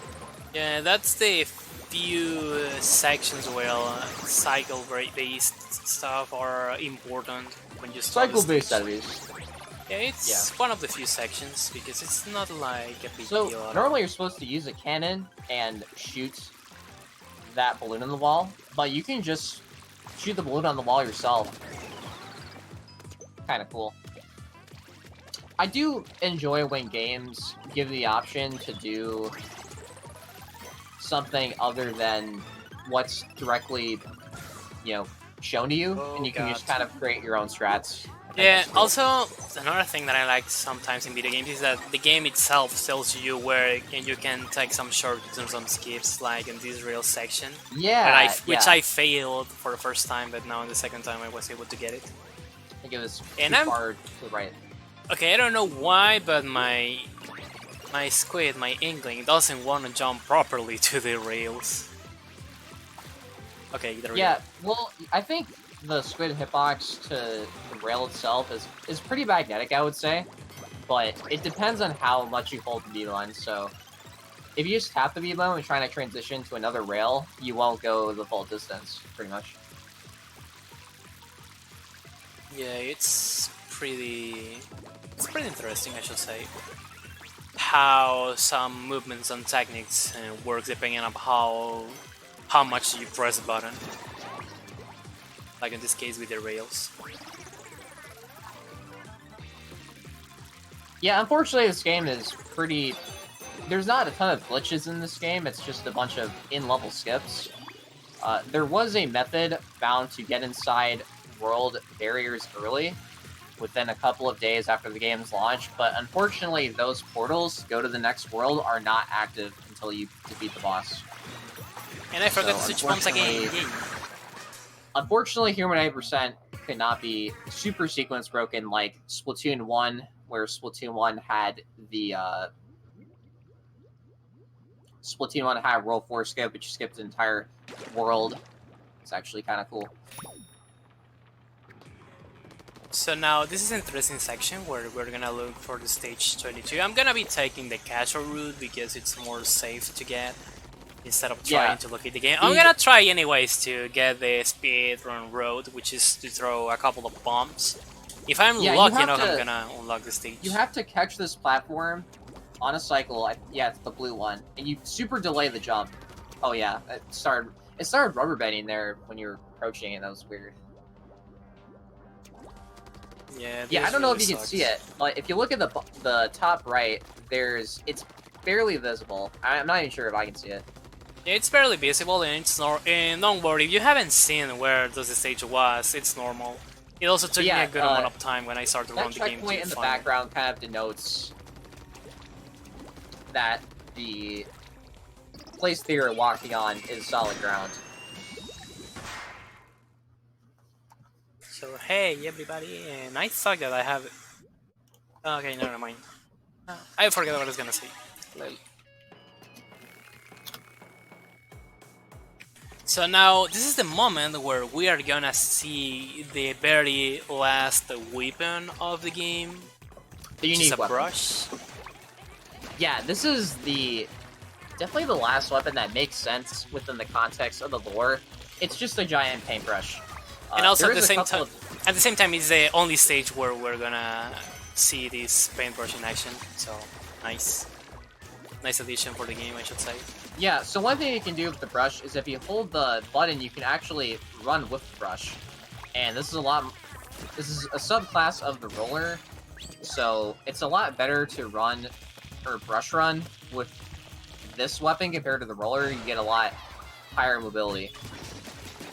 So, also it's pretty ink efficient because the octobrush itself is not very ink efficient. It churns ink pretty quickly, and it's not exactly fun to use,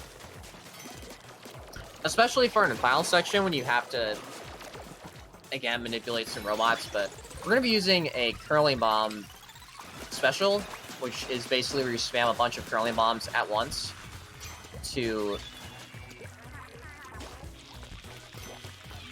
defeat all the enemies. And something fun about that is that when I started throwing the game, I never have done that until I realized that it was better to use it. We're gonna see that on a bit anyways, because there are some sections where it's gonna be kinda annoying to catch some enemies, only for the one of them. Even I don't know where every armor pickup is. They're actually very well hidden.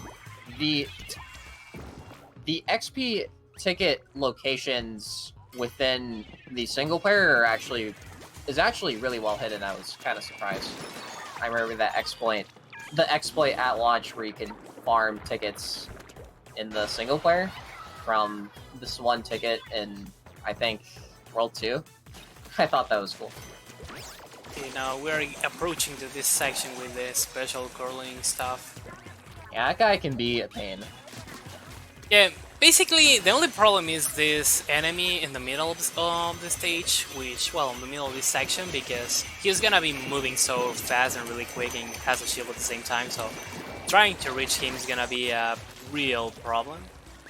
So using the special can help to us to give him some damage, and at the same time I use these weapons in order to give him some extra damage, but I'm close to receive damage again. I'm running out of ink. Okay, there we go. I was able to beat him. Oh, I thought you used the curling bomb launcher at the end. No, I don't use it at the end. It makes the end a lot easier. For sure. Yeah, but the only reason why I don't use it at the end is because I used to fail sometimes the manipulation. So I just use the normal curling bomb on that section. I just use this here to defeat this enemy. There's also a ink storm special right before you get up the final pillar in the robot section. There's like a box. There's a brown box that you can get a ink storm. Okay, so this is a real section where I'm gonna be using the single curling bombs, and where a lot of people prefer to use the curling special. Again, also, it can be kind of annoying because to stand on the robots itself, you get this very, very thin platform, this very small platform. So if you get shot off or something, or if you make one wrong step to the right or the left, you're gonna have to go back up all the way again. So what I do here is that first I set to throw some regular bombs in order to make that one of these guys come here, and then I fall down, damn. And then I just keep throwing the curling bombs on the top of one of these guys, and then I start to move. Okay, I'm not liking how this is going. So please come here. I'm gonna be glad if you come here. Oh yeah, I hate both of those guys shooting you. They both kind of just force you off at once. Okay, I'm gonna go back here. What you could do is maybe throw a bomb at that the one Octo Gatling guy to destroy his crates, but sure how viable that would be. I get stuck anyways. Well, personally, this can be the most annoying section for me, but at the same time, it's not annoying at all. With the idea about, well, it's not a big problem for me try to defeat this, and I'm gonna die. I don't wanna die. Okay, I haven't died. Nice. I was so close to die there. So let's That little keep guy moving. gets stuck in front of the big guy, and that's super annoying. Yeah, this is the only annoying section of the game, but yeah, no, don't worry, don't worry. Keep alive. I'm alive. I have defeated both of the octo shooters, so I shouldn't be having big issues here. Definitely, I'm losing time, but I'm pretty sure this is gonna be like a 209 or 210, hopefully. Well, maybe at 212 or 213, but it estimates save lives in marathons. So now this is the complicated section. Make again these guys go straight to the end of the stage because I just need to save the sapfish and there we're gonna be done. And there we go. We did it.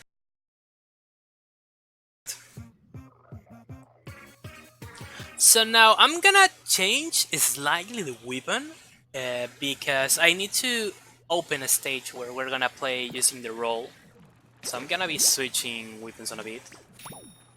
And that's are only the 2 times during all the run where we're gonna switch weapons entirely.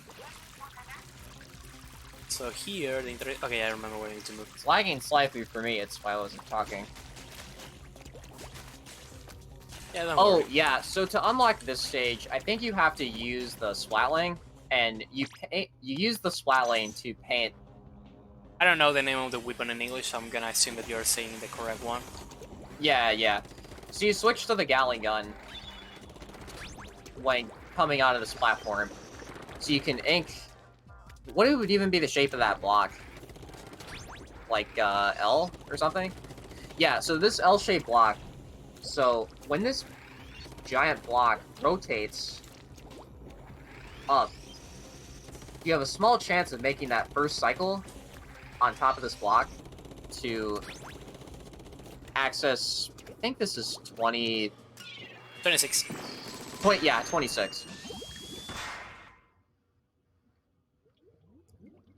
Yeah, because if you notice, it's right up there. And because the Smiling has insane range and good painting ability, that's why it's mainly used for unlocking 20, And also, the route to unlocking 26. also at the same time, this is my less favorite stage in general. Yeah, it's this is a bowling ball stage, and the bowling balls are a lot bigger. It's actually kind of insane how big they get. You thought 16 was bad?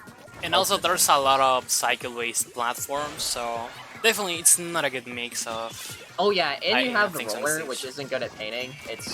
You have to manage ink really well. It's not fun. Yeah, because also the minimal mistake, most of these platforms are gonna make that I fall down. So let's do something safe, and I'm gonna wait a bit here before I start to move. Okay, there we go. Feel free to have a look at my site and my account. Definitely looks legit. Yeah, I have saw also that it has been a long time since I have watched that account on my Twitch channel. But yeah, I've seen that bot in like so many chats. It's weird. Well, but that account just sent me messages on Twitch, so what I used to do is just ignore that. So here, what I'm trying to do is to keep this special weapon, which is gonna help me at the end of the stage. So I need a big bless RNG in order to be able to keep it. Okay, never mind. I received damage. I don't know why I always go for that. If something like this is gonna happen when I'm gonna die. And this was unfortunate because with that special weapon I was gonna be able to activate another special one, but it's not a big deal. I'm not gonna waste a huge amount of time, so keep being fine if I lose it. Yeah, those bowling balls have a much wider hitbox than you would think. And they're moving at such a high speed that just slightly touching the side of it can mean instant death. Because mostly in this last section is where you will like to use that special weapon to move this platform. Also note that Phantasma is at about 1200 power eggs, and he didn't really go out of his way to get the power eggs. Especially in the auto-scroller stage, you get a really large combo of power eggs. Yeah. So you don't really have to worry about micromanaging your money routing in the second half of the game. Yeah, that's the reason why I would like that something like this we're gonna be able to get on the first stages. So with that, I shouldn't be on the necessity of repeating a boss fight. But yeah, we're humans. We make mistakes, so we're not perfect. And there we go. Stage 26 has been beaten.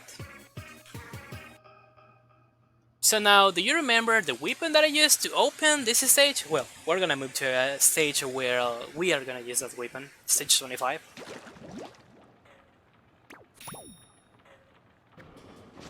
So hopefully I'm not gonna miss this again, but again, this is a nightmare because we need to catch again another cycle with these platforms.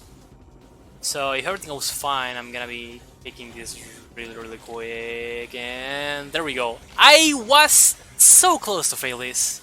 I'm really glad that I had to catch this platform. The stage is here. I think it's the direction that you hold after exiting 26, which lets you catch that first platform cycle. It's really weird because the camera is different to where you're holding the direction. It can be a bit uncomfortable. It's definitely something that you have to learn just by doing runs. Yeah, and also these are another stages where you're gonna use bombs and all kind of things to unlock the stage and then move through the in-game menu to unlock them. Here, there's another stage filled with platforms, but it's less annoying than the previous one because these are not rotating platforms, fortunately. There's gonna be a bunch of enemies, that's a fact, but at the same time, it's not a big problem just to defeat these sections, mostly because most of the time you're gonna be able to just skip what these guys are doing. And here, if I don't die, I'm gonna be able to show what I was planning to do on the last stage with the special weapon, because also I need to do it here. Which is gonna help to us. It's mostly helpful on this stage than in the previous one, because on the last section, again, we need to move some platforms, and we're gonna be losing a huge amount of ping trying to move platforms operates on one switch, and you constantly have to shoot the switch to, you know, move platforms. So instead of just staying there and just keep recharging and shooting, if you deploy a storm, you can activate that switch and prolong the activation for about 10 seconds, and it makes movement a lot easier and faster. It's basically, think of it as kind of a AoE ultimate or special.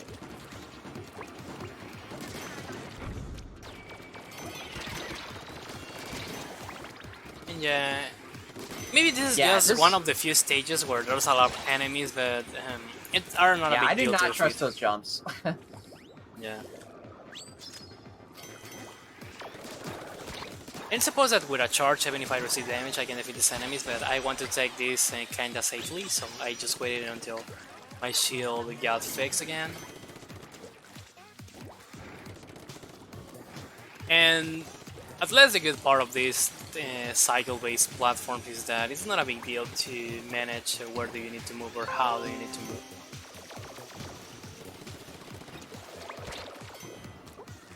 Okay, I need to do something. Yeah, that's something I thought about myself. How many Splatoon stages are based on cycles? I never even thought about how apparent it was until I think Balu mentioned it, where he kind of mentioned Splatoon as awaiting the game.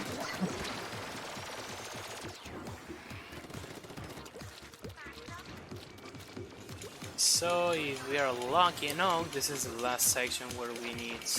Well, we're gonna need this. Okay, there we go. I was able to keep alive. Yay. But I'm not gonna be using the weapon here. I'm gonna wait until I cross the middle of this stage before I start to use it. Well, of this section, sorry. Because we're not anymore in the middle of the stage. We're on the second half, definitely. Little trick there, if the wall isn't painted and you constantly spam B, your hitbox will actually paint the wall for you bit by bit. It's nice for when you can't really paint a wall and you need to, you know, get across that wall, or not across, over the wall immediately. That's a good example. So that's the reason why we like to use the special here, because it's gonna start to move this platform and you can save ink and just get focused into Yeah, shoot to the enemies. it's really really good. In NG Plus, it's a little bit easier because you have the charger and it does a lot of damage per shot, so it goes forward. It goes at a farther distance more efficiently, I guess, per shot. But with the swelling, it's multiple bullets per cycle, so it's a lot slower. So here we're gonna unlock now the very last stages, stage 24 and 27. So this is a most easiest cycle to catch with the pink platform. And again, using this weapon, we're gonna unlock the stages. Right after 20, I think, yeah, right after 24, though, we're gonna buy the final shop item we'll need for the run. Yeah, we're gonna do that.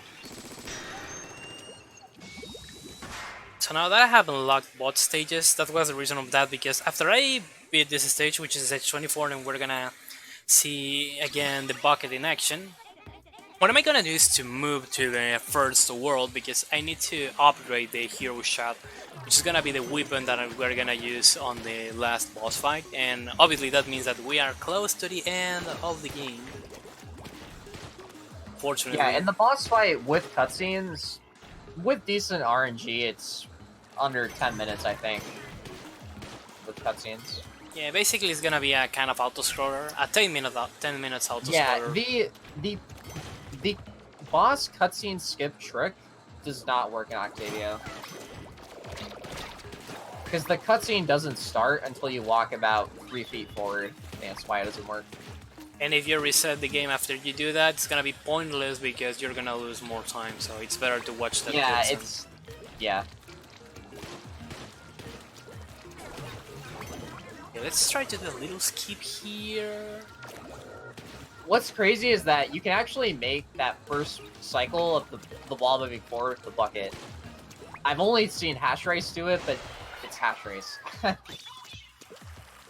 If you spam the heck out of the button and just paint the wall, you can barely make it. It's actually really crazy to watch in his 132.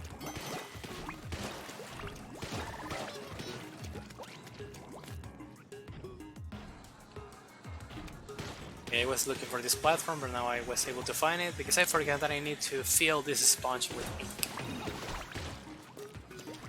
Yeah, kind of thinking the second half of the stage is pillars, so...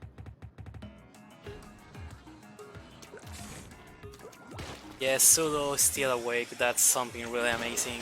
Shoutouts to him. I lost my train of thought. Yeah, don't worry.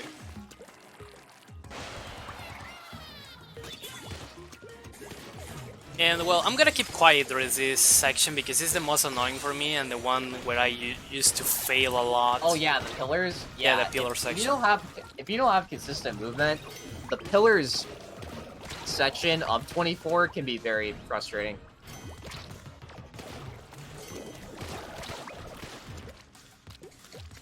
There we go. I was able to beat it.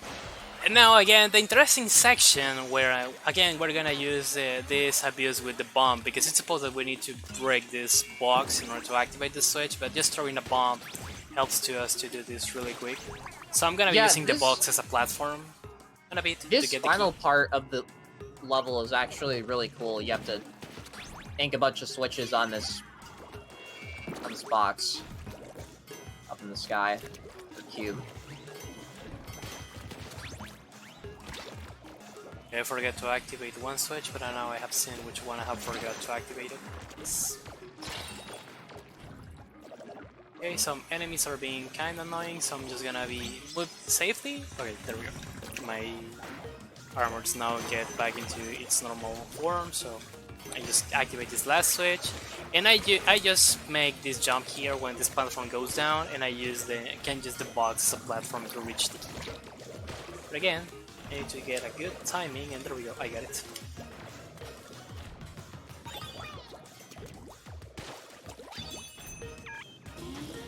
Watching this category and is kind of nostalgic, because I don't think I've ran it since the league occurred.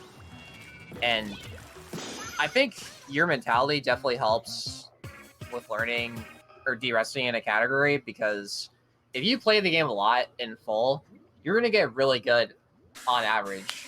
That's going to give you a higher success rate versus just grinding or doing resets. Especially considering the beginning of Hero 90% is pretty slow paced in general. So it's better to have that full game practice rather than reset. Okay, and now this is gonna be the second and last time where we're gonna move to the first world. Fortunately, I don't need to repeat again the boss fight, because as I've said before, and this second section, it's more easier to get the extra. You just need to get worried about that. So now it's time to move to the stage 27, last stage that we need to beat, and also at the same time last Octoling stage, and we're gonna use the bucket here again. Something curious that I would like to mention is that on these Octoling stages and on these Octoling fights, buckets are based on the stage 90%. Yeah, it's based on the in some of the multiplayer maps, so it's pretty cool in some way. I would like to mention mostly that. because of the geometry of the stage really lends itself well to the bucket due to like the sloping ramps and how high a lot of the platforms are. It aids really well to the bucket. Plus the section of the toxic mist. Yeah, I destroyed a bug that I shouldn't have destroyed. Nice. So I need to go through the intended way to get this sapfish. It's small strats like that which make bucket pretty advantageous, or at least in this context. So okay, I remember where I need to go. Because sometimes when I change my route like this, I used to forget which sapfish I need to save. Yeah, the thing is, there's not a lot of Octoling stages with flexible routing. Well, flexible routing in that it's routes that are consistently fast or decent. 15 has two. It has an IL route, so a route that's only used in the IL, which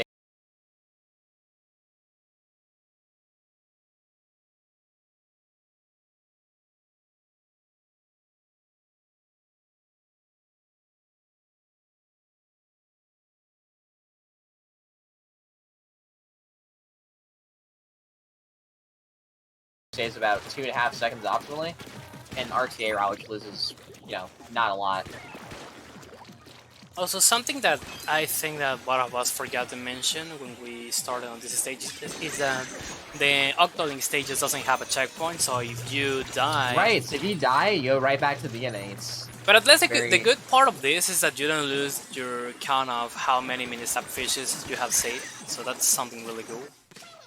And there we go, all regular stages has been defeated, and now it's time to face DJ Octavio, which is the time to keep quiet and enjoy this 10 minutes auto score that we're gonna see on a bit.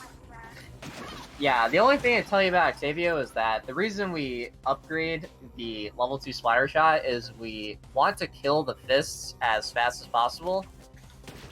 And optimally, he's going to give you fists. If he gives you anything else, it's a pretty decent amount of time loss. He can do a shower attack, he can give you spin fists, he can spawn enemies. It's not fun. And before I start, I'm gonna say that I'm not gonna do the route of hitting two of the fists when they get launched at the same time. Yeah, that trick is hard. I mean, you can use the splat bomb. It makes it easier if you throw it on the ground. So now, please put attention and see what is happening on the screen. But yeah, Octavio is basically complete RNG. So he has about 2 minutes of variance, and just gonna have to deal with it. It sucks. And as we can see, finally, we have found Kali, the other Squid sister, but definitely she doesn't look fine, I think. She looks weird. Yeah, she's brainwashed for sure. It doesn't look great. Yeah, and also now Octavio's gonna tell to us that he brainwashed the Kali's mind. using that special glasses. So now we just need to face this guy. Comparing this with other bosses, this boss fight is gonna have 4 paces, but at the same time, this keeps being a 10 minutes auto-scroller. If hopefully everything goes fine with RNG and all that kind of things, because it's kind of random what is gonna happen sometimes. He's gonna have different attacks, and the most important ones are these first ones, which are the flying fists, or I like to call them like that, because the fists are gonna go directly to us, very slow, so we can use this at our favor and start to shoot to this, and we cover... Each phase of the fight requires 8 fists to complete. Okay, that's good. Yeah, right at the beginning. 4 fists. Sometimes, occasionally, he is gonna be throwing some bombs, and the feats that we wanted to skip are this one, the I don't know how to say it. It's not rolling, or the faster move. How I can consider that? Well, this kind of fist that I cannot think definitely, because these are gonna be directly attacking to me. So what I'm gonna do is try to get as close as I can to Octavio. To Octavio, sorry, because, well, sorry to Octavio, because Octavius is called in Spanish for some reason, when Octavio is clearly said on Spanish. I don't know why they decide to change the name. But if I do that... Decent RNG. Yeah, because if I keep close to him, I have the feeling that with that rolling fist, it's gonna be faster the time that it's gonna get recovered to Octavio. Yeah, that's actually really... I think it's about a halfway chance not to get... 50% chance not to get a shower on the first phase. So that's one reason why learning double fist is necessary at times when you're grinding Octavio, is that sometimes if you get 2 fists and you miss one of them, you'll have to suffer with like 20 to 25 seconds of RNG later on, so it's a risk-reward type of thing.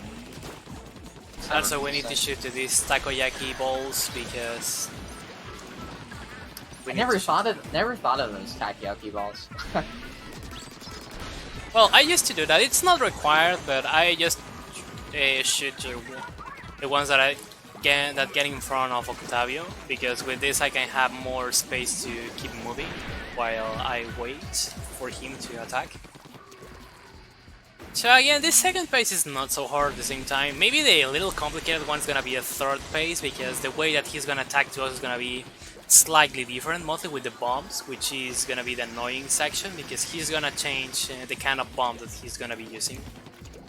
That is gonna go directly to our position, making that trying to avoid them can be a really hard work, casually talking, but in a speedrunning way that shouldn't be an issue. So now Octavio has fallen down again, and now it's time to enter to this third phase. Well, now Mary in her idol costume is gonna appear here, and now with her special ink she has thrown the glasses from Kali, so now we need to make some time while the Kali's mind gets back into its normal way. So for now it's time to keep meshing. What? I love how Sheldon drives the truck. Yeah. Something curious to mention is that in Latin Spanish, Sheldon is called Jairo, and I don't know for other reason. I mean, in English it's Sheldon because it looks like he has a shell or something like that, but the translation in Latin Spanish doesn't have any sense. Some names has a sense, they're not. For example, in English, Squid Sisters are called Callie and Mary for obvious reasons, for the calamars, but in Spanish are called Mar and Tina, making that the name it's well, if we fusion bot names, we get the Martina name, so that doesn't have sense for me, but the people who localized this game got their reasons to give that names. But at least Perla and Marina keep their names as Perla and Marina, so I'm fine with that. But I think that everybody can agree that Squid Sisters are better than Cephalopop, so nice. Yeah, the Cali Marie fan base is very strong. I don't know. The newer idols are kind of. Marina has I more feel like fans they than don't Pearl. have as much of an iconic impact, you know. Yeah, the iconic impact that the Squid Sisters got on first game is because they are both Agent 1 and Agent 2, Colin Mori, and they were involved into the history mode. But in this game, they both Pearl and Marina got some protagonism at the Octa expansion.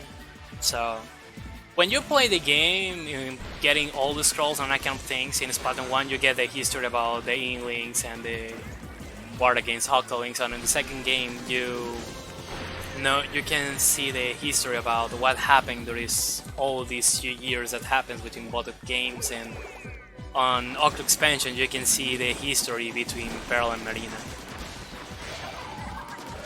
And now Octavio has fallen down for the third time, and now please everybody keep quiet, that includes you, Hydras, because I need to everybody pay attention to this section, which has a big sentimental value for me.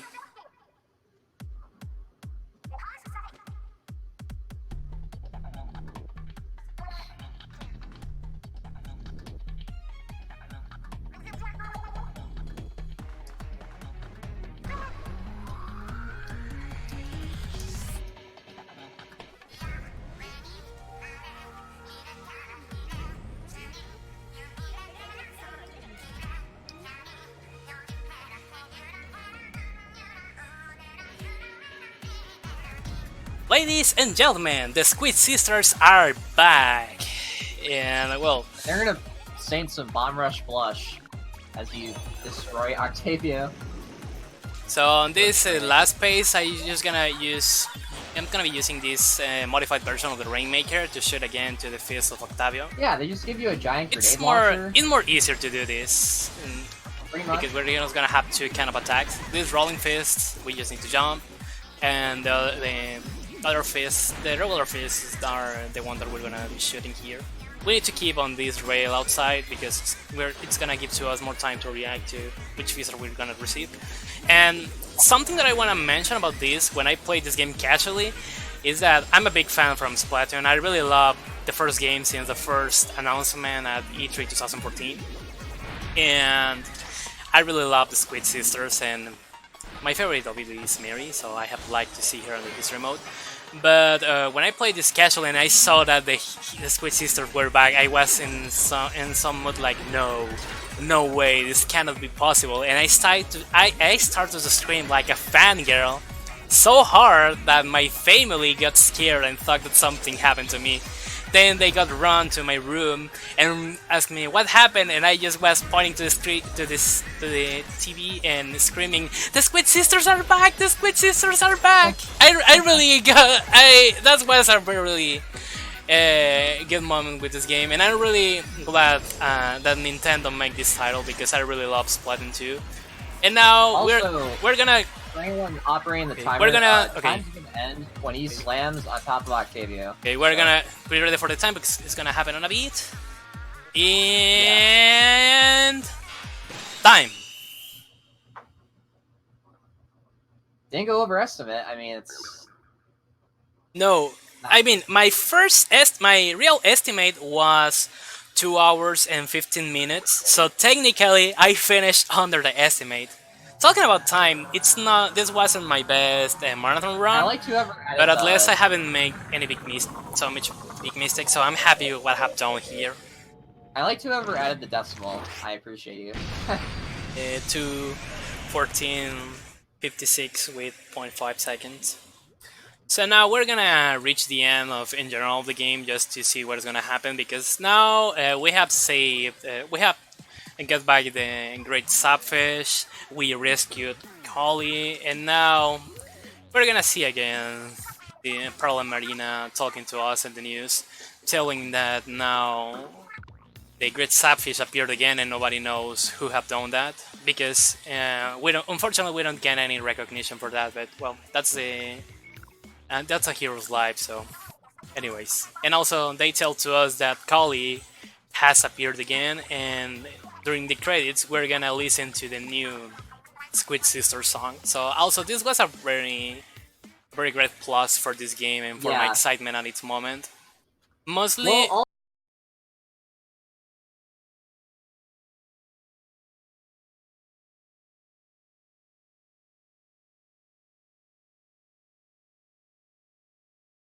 They tell to us that Kali has appeared again, and during the credits, we're gonna listen to the new Squid Sister song. So also this was a very great plus for this game and for my yeah. excitement at its moment.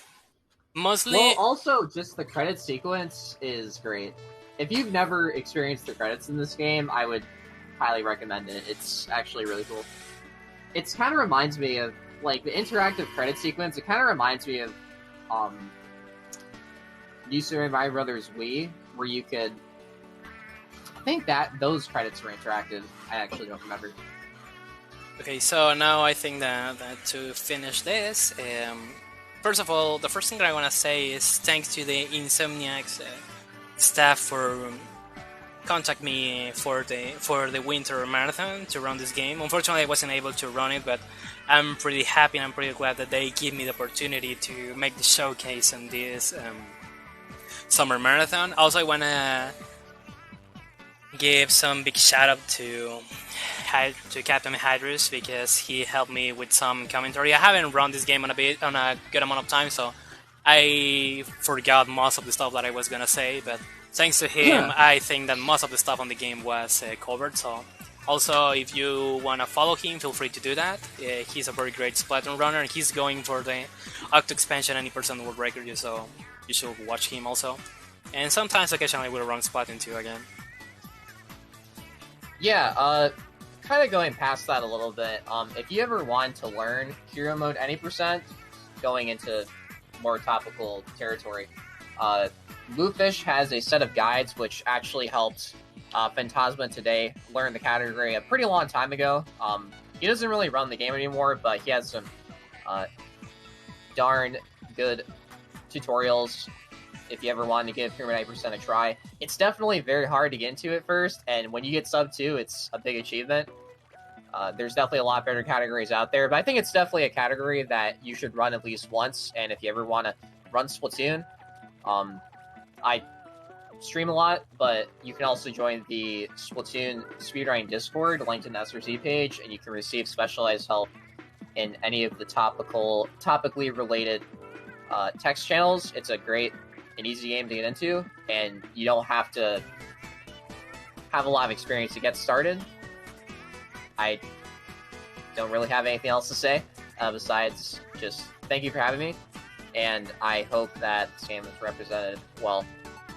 And also, we really hope that on a future Insomniacs speedrunning marathon, we can see Hyros in action with the Octo expansion. Yeah, that's the goal. I hopefully at either this marathon series or a different marathon series, I will be doing Octo expansion all missions, which is all 80 levels, escape, and the secret final boss. So, yeah, it's a story for another day. Okay, Alright, well, I think that's everything, and thanks everybody for having us. I'm gonna comment on the chat maybe if somebody wanna give me a follow, and also I hope that Hydrus do that. Well, mostly him because he streams a lot Splatoon 2 in general, so, well, thanks everybody for having us, and see you. Peace.